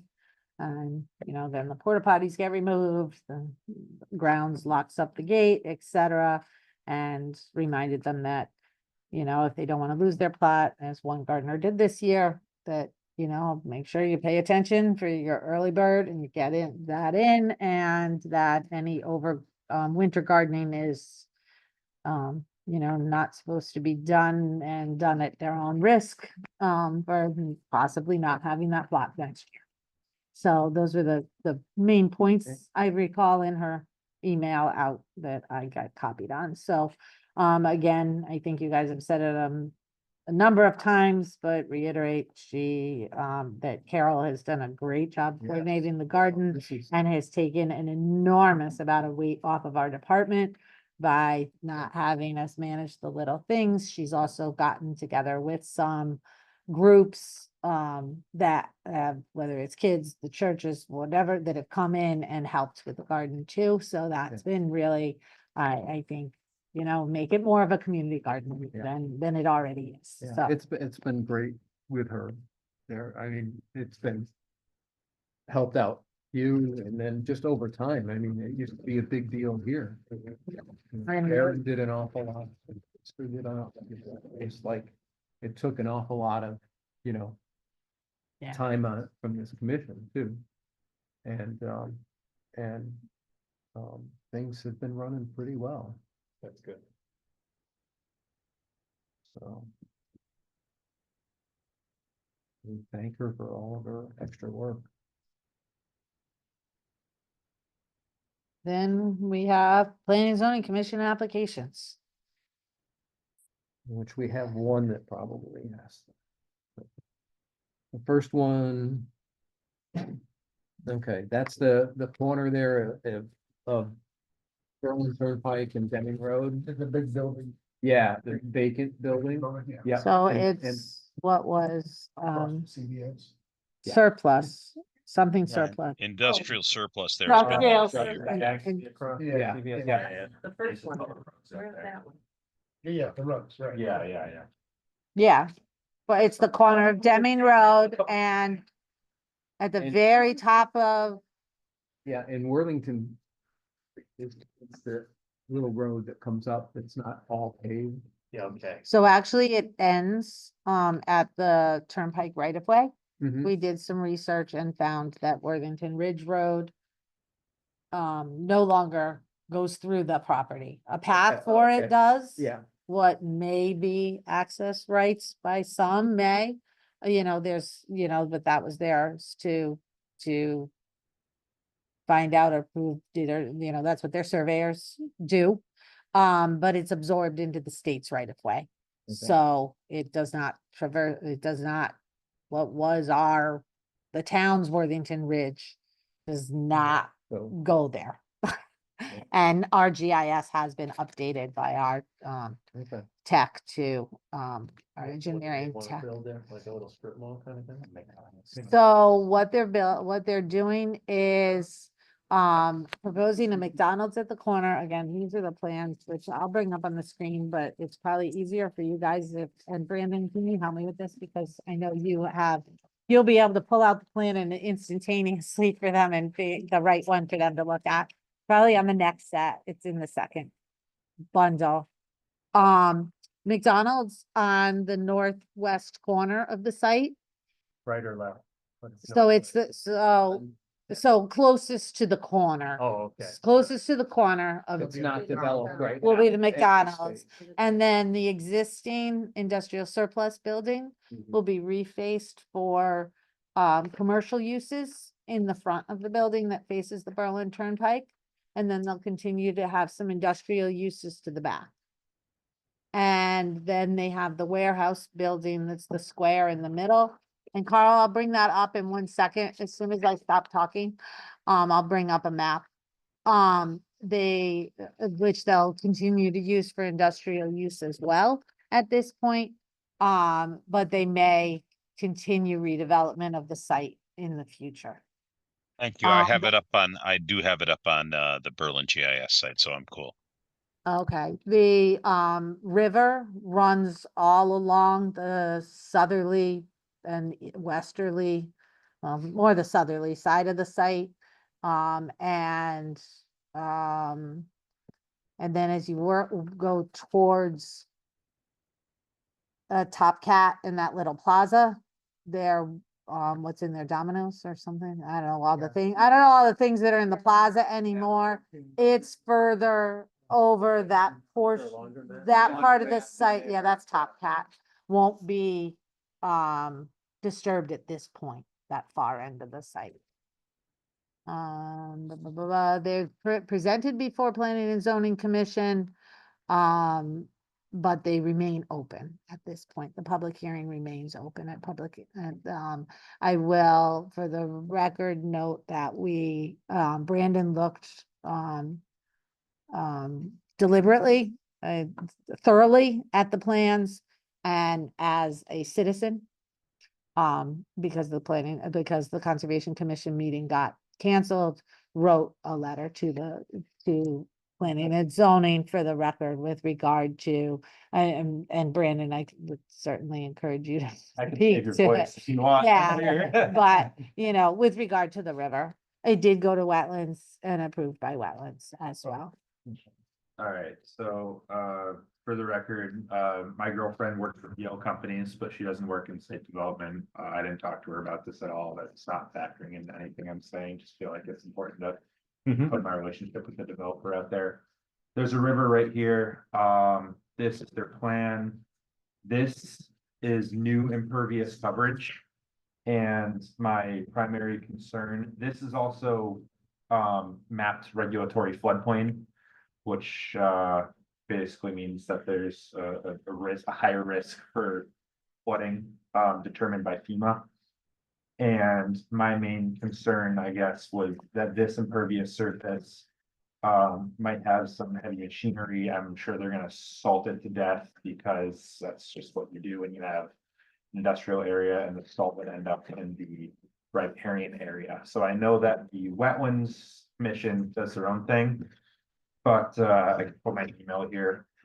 One of the responsibilities of the Conservation Commission is to work with property owners to encourage the permanent protection of sensitive portions of their properties, such as riparian buffers.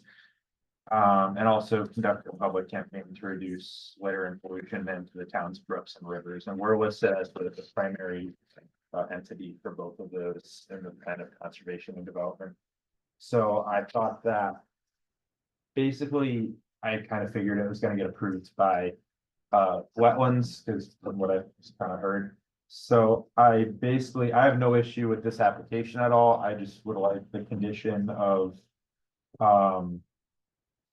maybe the existing, this is pretty wooded over here, the existing wooded area not be further deteriorated during construction, or that they increase their proposed vegetation buffer, which is on another plan, and it's not very big, to maybe limit the effects that they're having, but I'm in general support of this.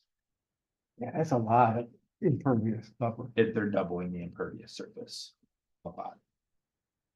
Yeah, I mean, there's very little, I mean, other than the building, Yeah, what's there now? Just that one building? just, right, Just and the that's, main and building? that's. It's a lot of buildings. So- That's new, right? This- No, It's all, that's, oh, that whole building is there, that whole building. and that okay. square building is Okay. there.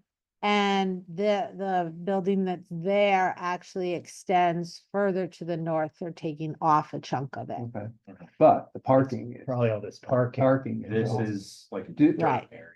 Where's all the runoff going? They have a stormwater system proposed as a part of this.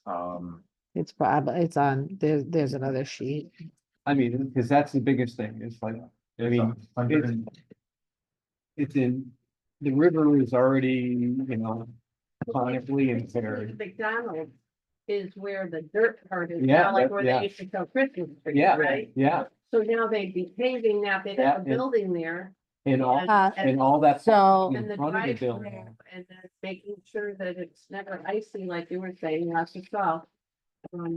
I do want to point out that it was It- the a warehouse building, so the more recent probable degradation of parking or pavement that would have been there when it was an actively industrial surplus.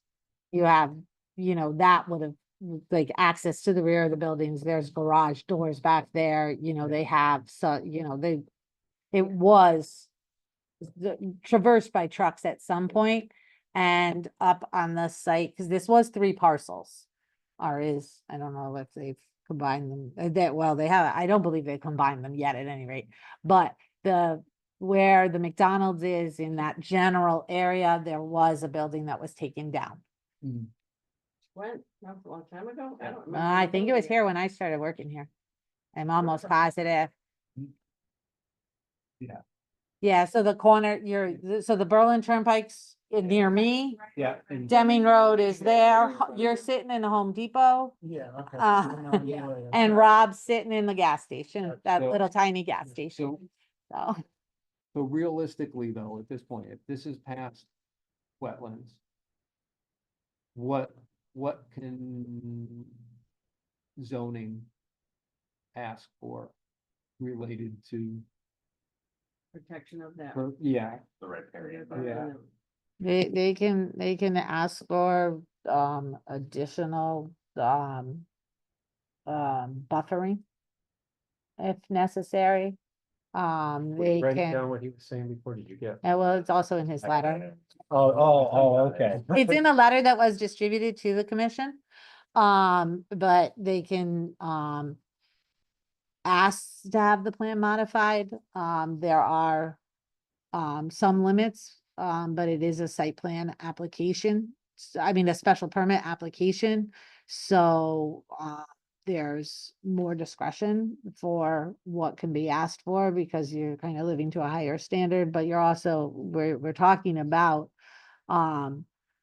protecting the environmental features, which are all addressed in the, Is it the the, special application? no, it's the No. whole type of use Oh, and the okay, amount okay. of, floor area, the number of things, the drive-through. I think I don't think they have the number of parking spaces, but it's, primarily the drive-through that makes it the special permit. But the, you know, the zoning regulations refer to the environment as well. I Okay. mean, they're, ultimately bring together the concerns and, for perspective, one of the things that I embraced most wholeheartedly when I became a planner was the fact that we were at, site development meetings out on a site and you had the engineer standing there saying, no, I have to cut here and do this. And we had our conservation officer saying, no, this tree has to be saved. And then you had the wetlands officer, the wetlands director saying, well, this needs to be protected, and the planners figure out how to help the commission, the planning and zoning commission, weigh the best interest of the town in order to get a development So you that split the tree. is responsible and makes responsible decisions, both to protect your waterways and your conservation areas while providing an economic growth Yeah. of the community. And you bring it all together and hope for the best.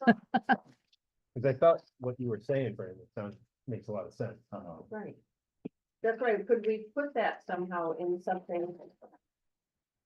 I know he already wrote a letter because, there was no form of it. So he wrote a letter to, is it planning and zoning? To the planning and zoning commission to include in their file, and Support that as the commission and Mhm. say that, you could do exactly that. You could support his letter, which you may want to read first. Yeah. Or you may not want to, or you can specifically note items. So usually when you do the report, it's what the Conservation Commission comments are. And the Conservation Commission comments may be, frequently it's because there's an area close by and you want to preserve access to a conservation area, or you want to ask for parking that accesses trails, but you make the comments on it. We have a comment sheet that goes to Conservation Commission for a reason. I can just read the meat, of what I was basically asking. I can skip the rest of the stuff that was mostly coming from this, but I said I would urge the Planning and Zoning Commission to inquire more from the developer during the hearing regarding this portion of the property that's being portioned near the river. I would question the integrity of the current discharge plan and the landscape buffer. If the commission is not satisfied, it may be ideal to condition connecting drainage, the existing sewer line. Additionally, conditioning a stricter landscape buffer would be an affordable and effective way to allow vegetation to prevent much of the concerns I laid out earlier, that being right with you guys. Since there are already trees in the riparian buffer, conditioning that no existing trees in this area are removed may also be effective. Yeah, as I was thinking along the lines, right, of, trying to keep or enhance as much of the riparian buffer, as possible. I'm surprised that there's no detention pond or something for some of the runoff. Because it's more than the possibility of flooding that area, that area floods. I mean, it does. And the project across the road isn't gonna help any with that problem. I mean, it's pretty flat on reading those, what is it, 9 and 10, so we're not talking a big downward. You know, Sure, the river. it's not that property is up enough. To Right, probably, you know, like most of it, it's not the flooding, it's, to me, it's what's happening with the runoff, because. That's that other bridge that's on Worthington Ridge. I've seen it up. Into that bridge, I've seen it up to the Berlin Turnpike, actually, a couple of times in that low spot. It floods. And, you know, if all the runoff is gonna get collected and go out. Without being retained at all, it's just gonna add to the runoff Right. that's already there and causing, you know. Flooding problems.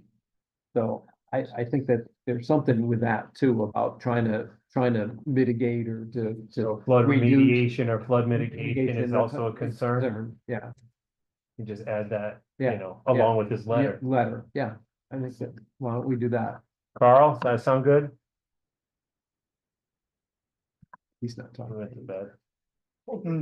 No, I promise not to talk anymore. Yes, it sounds good to me. Oh. I just like to note that for historical purposes, the old Berlin to Middletown trolley and train line runs just to the south of that. So just for historical purposes. I bounce pages. Yeah. Okay, so we could say we support. His letter and additionally have Right. concerns about, what runoff from this property, Right, the potential. Of adding to flooding issues. flooding issues, yeah.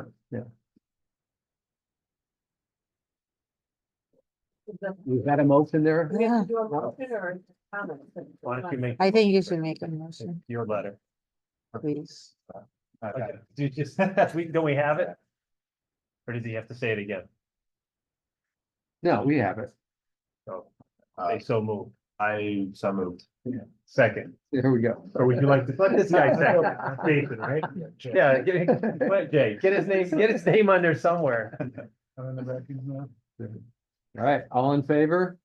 Aye. All right, is it something separate, this one, or is it all together? That's the. It's all together, it's the elevation. Oh, If you wanna see the ugly McDonald's, but. They were asked to come back with some Really? revised That's what- design plans. They're all gonna, Oh, that's what it's gonna look like. even gonna go to McDonald's? I don't think we can regulate that. Golden arches.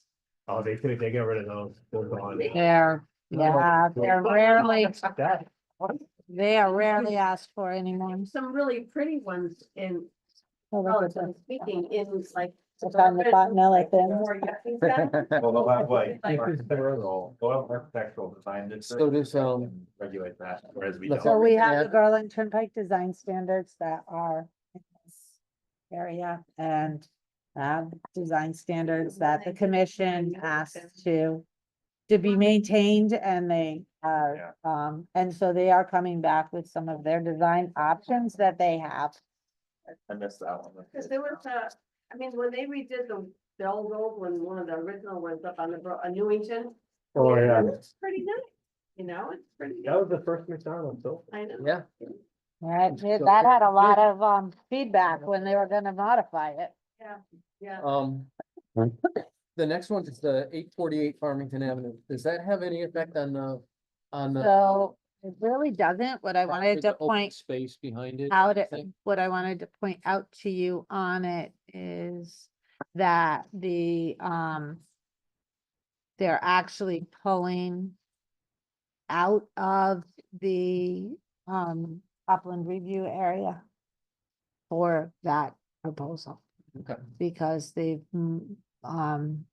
have a lesser parking requirement than they did when the building was approved Oh, okay. for medical, I believe, offices. So the retail on the first floor has a lesser of the front building Mhm. has a lesser requirement. And then the residential will be able to be accommodated. Okay. Yeah, we've Let's seen- see. We've seen plans on this, you know, a little bit different iterations this over the is- years. I don't think it's gonna be in here. I think I have to find it. I only spent a couple minutes on that this time, but I thought it was pretty great. It's Kind not of more of what I wanted to see from the other one, in terms of staying away. Yeah, The 'cause we- sensitive stuff. So this is what they're proposing to put behind the existing building that's along Farmington Avenue, perpendicular to it in the rear with the back of this building. No, hold on a second. Wait a minute before Carl. Sorry, Carl. Oh, this Um, still looks like the turnpike to me. yeah, it's getting there. So this building will be perpendicular to the existing building on Farmington Avenue with the back of it Okay. pretty much It's up up against against the the railroad yeah. tracks.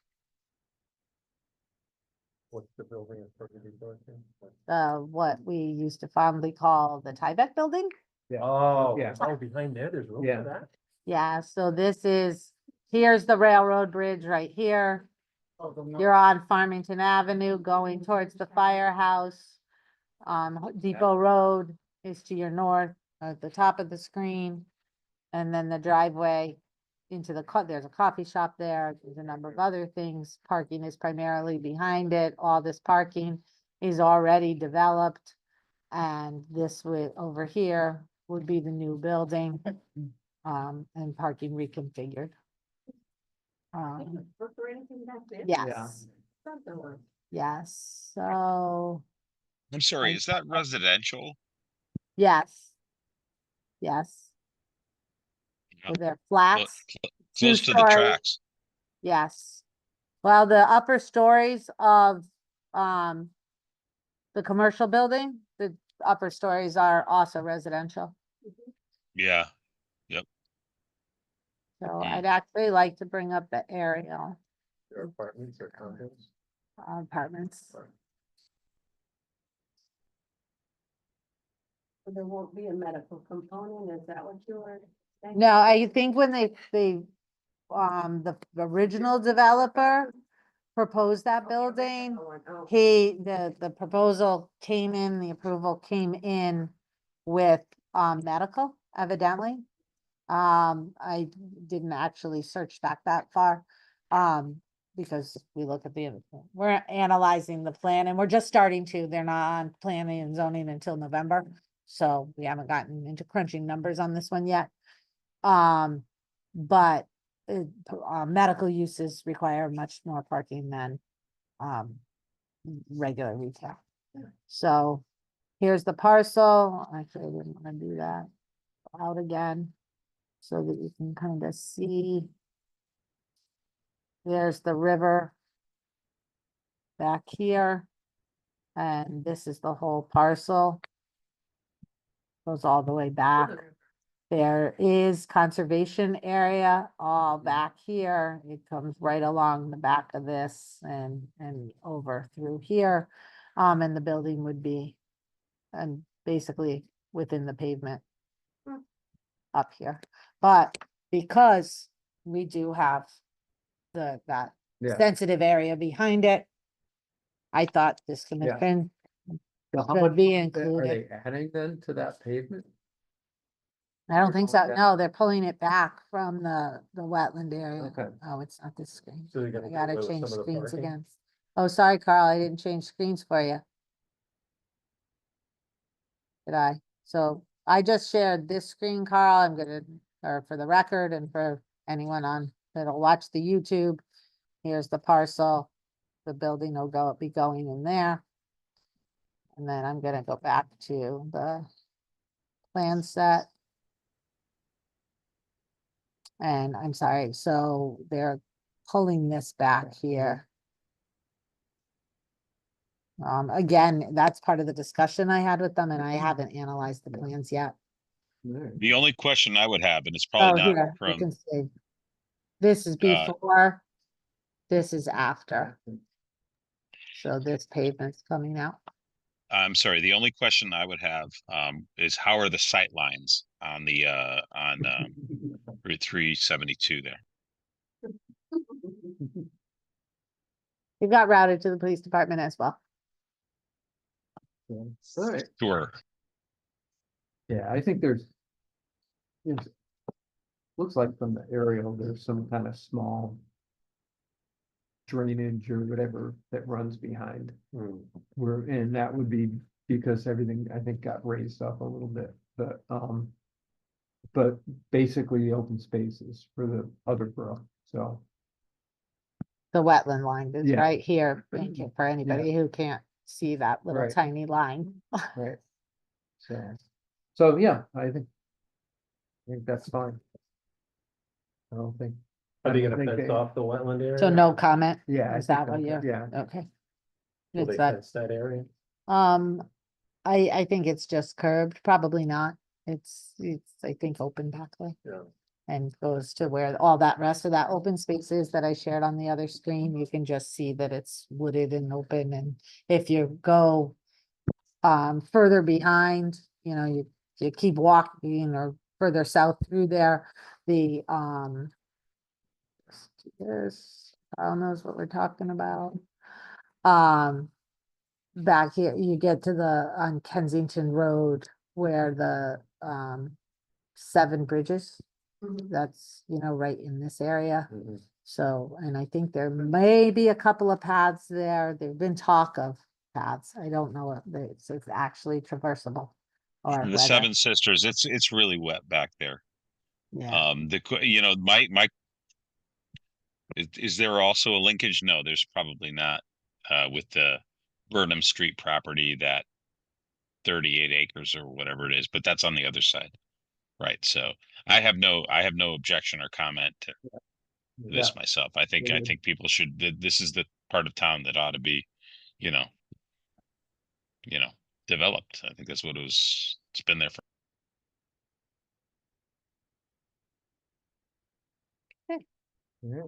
hey, last item on.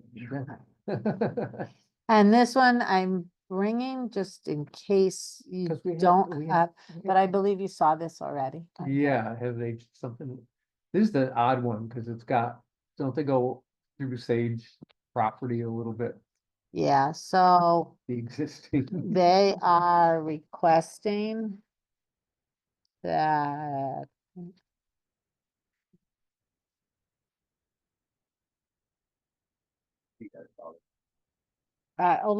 so they came in, this applicant came in a year or so ago, to, Yeah. well, it's very sensitive now. So here you have Sage Park up here, this whole parcel. I wish you could turn off the pop-up, but that's all Sage Park. Wilkes Pond comes here and dead ends. Jarvis Lane is improved through here, but then this remains a right of way without any improvements all through here. And this is the parcel that's being discussed, which you can see, because it won't there, it'll light up now. But it's that triangle there, that's funny thing for 5 lots. Because of the configuration of Wilkes Pond and this house being the 1920s house at probably an approximate date. The access to it cuts across this bottom corner of Sage Park. Yeah, looks like we own a boat. Again, the property lines on the GIS Right. may or may not be totally accurate. Well, they're not totally accurate, but they may not even be close to accurate. So, due to the way that Sage Park was acquired, there's in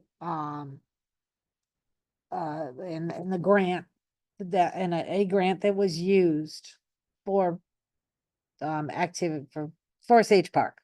If any portion of it is not used, and I don't have the direct quote in front of me, but basically for recreation and all the, open space recreation, parks, that kind of use, which a road would not be, then, the commissioner of DEP can evaluate with a trade-off of property or compensation if it's acceptable.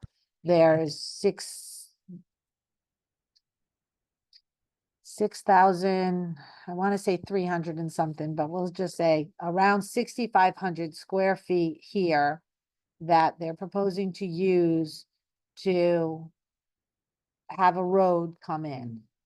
So that then they can lay out 5 lots around here. They would also be, and I'll bring up the subdivision plan, straightening this line out with that road. So that this here, as well as the portion that's to the west of the new road, would become open space contiguous to Sage Park or absorbed into Sage Park, as the case may be. So, it probably would say separate just because it's gotten by a different method, then it's a different deed, but, that's legalese. So, because it is adjacent to the park, and you can see where the open space is, I wanted to have you weigh in on adding to the open space. Let's see. Oh. Oh. I may not have had it. Did I find it? I don't think I actually found this one. Oh, I'm still on 848. There we go.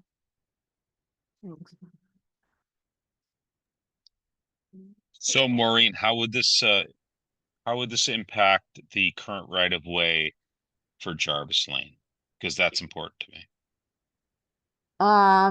Jarvis Lane connects right now to Wilkes Pond. So you don't have to Jarvis- trespass to do so. Jarvis Lane would not be, touched. All the way down to Wilkes Pond? Yeah, so this actually, it comes in at right here. Oh, you're not seeing this, are you? Wait a minute. Not currently, but I'll take your word for it. If it's okay, There you go. So I'll zoom in on that area of the map. So up here. This is Jarvis Lane. that's a New, public thoroughfare, though? yeah, or, well, it's a right of right way? of way. It's not improved. Okay, all right, cool. Yeah. This lot here, their driveway comes out about here. Right, but there's like mafia blocks or something like that right right, at the end. Right, Okay. so it would open it to this point because this will all be improved as part of the road. So Wilkes Pond ends here now. Before you get to the property where this house is, they, drive over the corner of the park to get there. But, if this is accurately where Jarvis is, which is a little different than the aerial shows, but again, the aerial GIS this is a survey. Jarvis has the potential of coming in at the south end of Sage Park. This is Sage Park up here. So this is a blow up of just this area so I'm bringing an item to the town council next week. At the request of the applicant, to see if they'll endorse the town manager or authorize the town manager to go to DEP for use of the town land that, again, would require some swapping.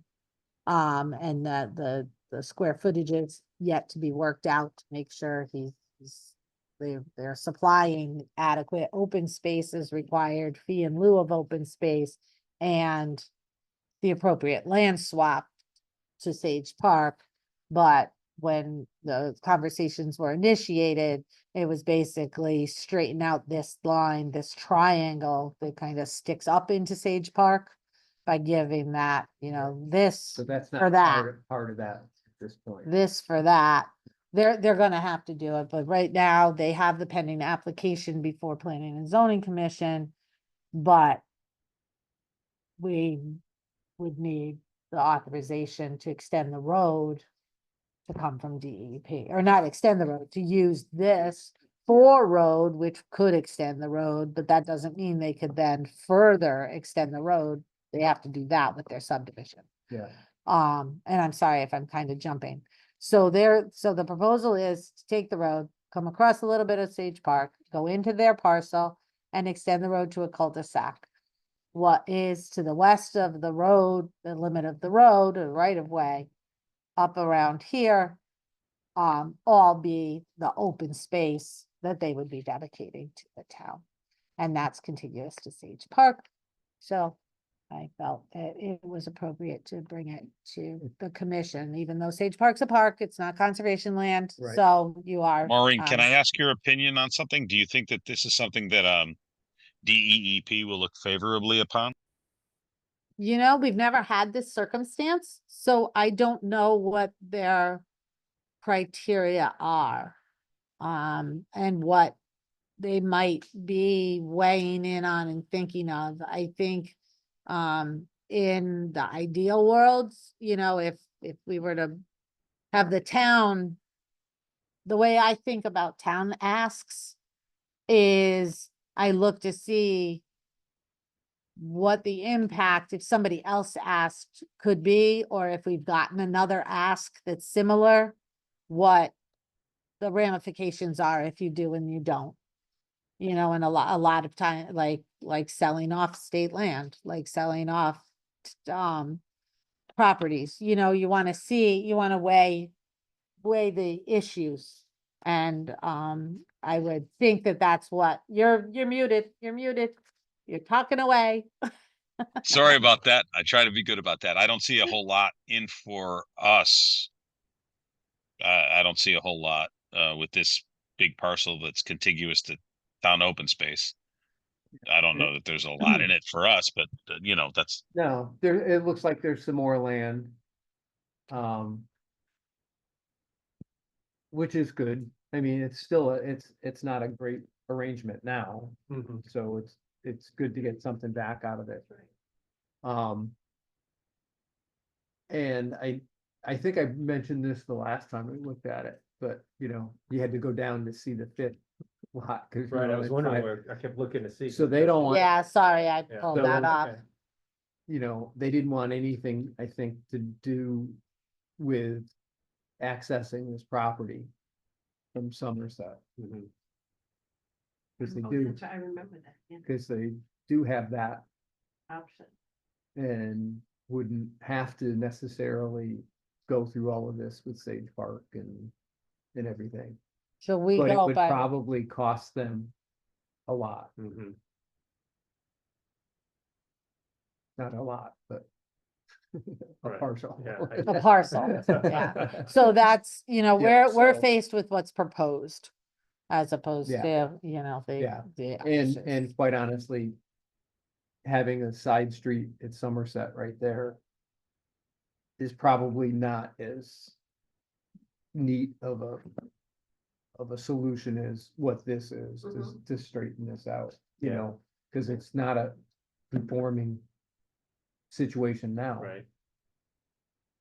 And the town's had some liability probably for having the person, accessing their property through Sage Park anyway. So, seems like it's solved. Yeah, yeah. It seems like it solves it. And certainly adding it's next to the open existing spaces and stuff, so I don't think, if we want to comment, we would say that this looks, we don't have a problem with Right. the That's a plan. good way to put it, yeah. I don't know if there's enough there to say like, we endorse it because, No, I think it'll. Because we benefit haven't Sage seen Park any by other having it option. Come down, because they, if they kept it, they Yeah. could put a house there or a shed, Shed which or is right something. next to Yeah, the line yeah, that you could see right, from the park. right. This So- way you're gonna have that wooded Yeah. buffer. Right. Yeah.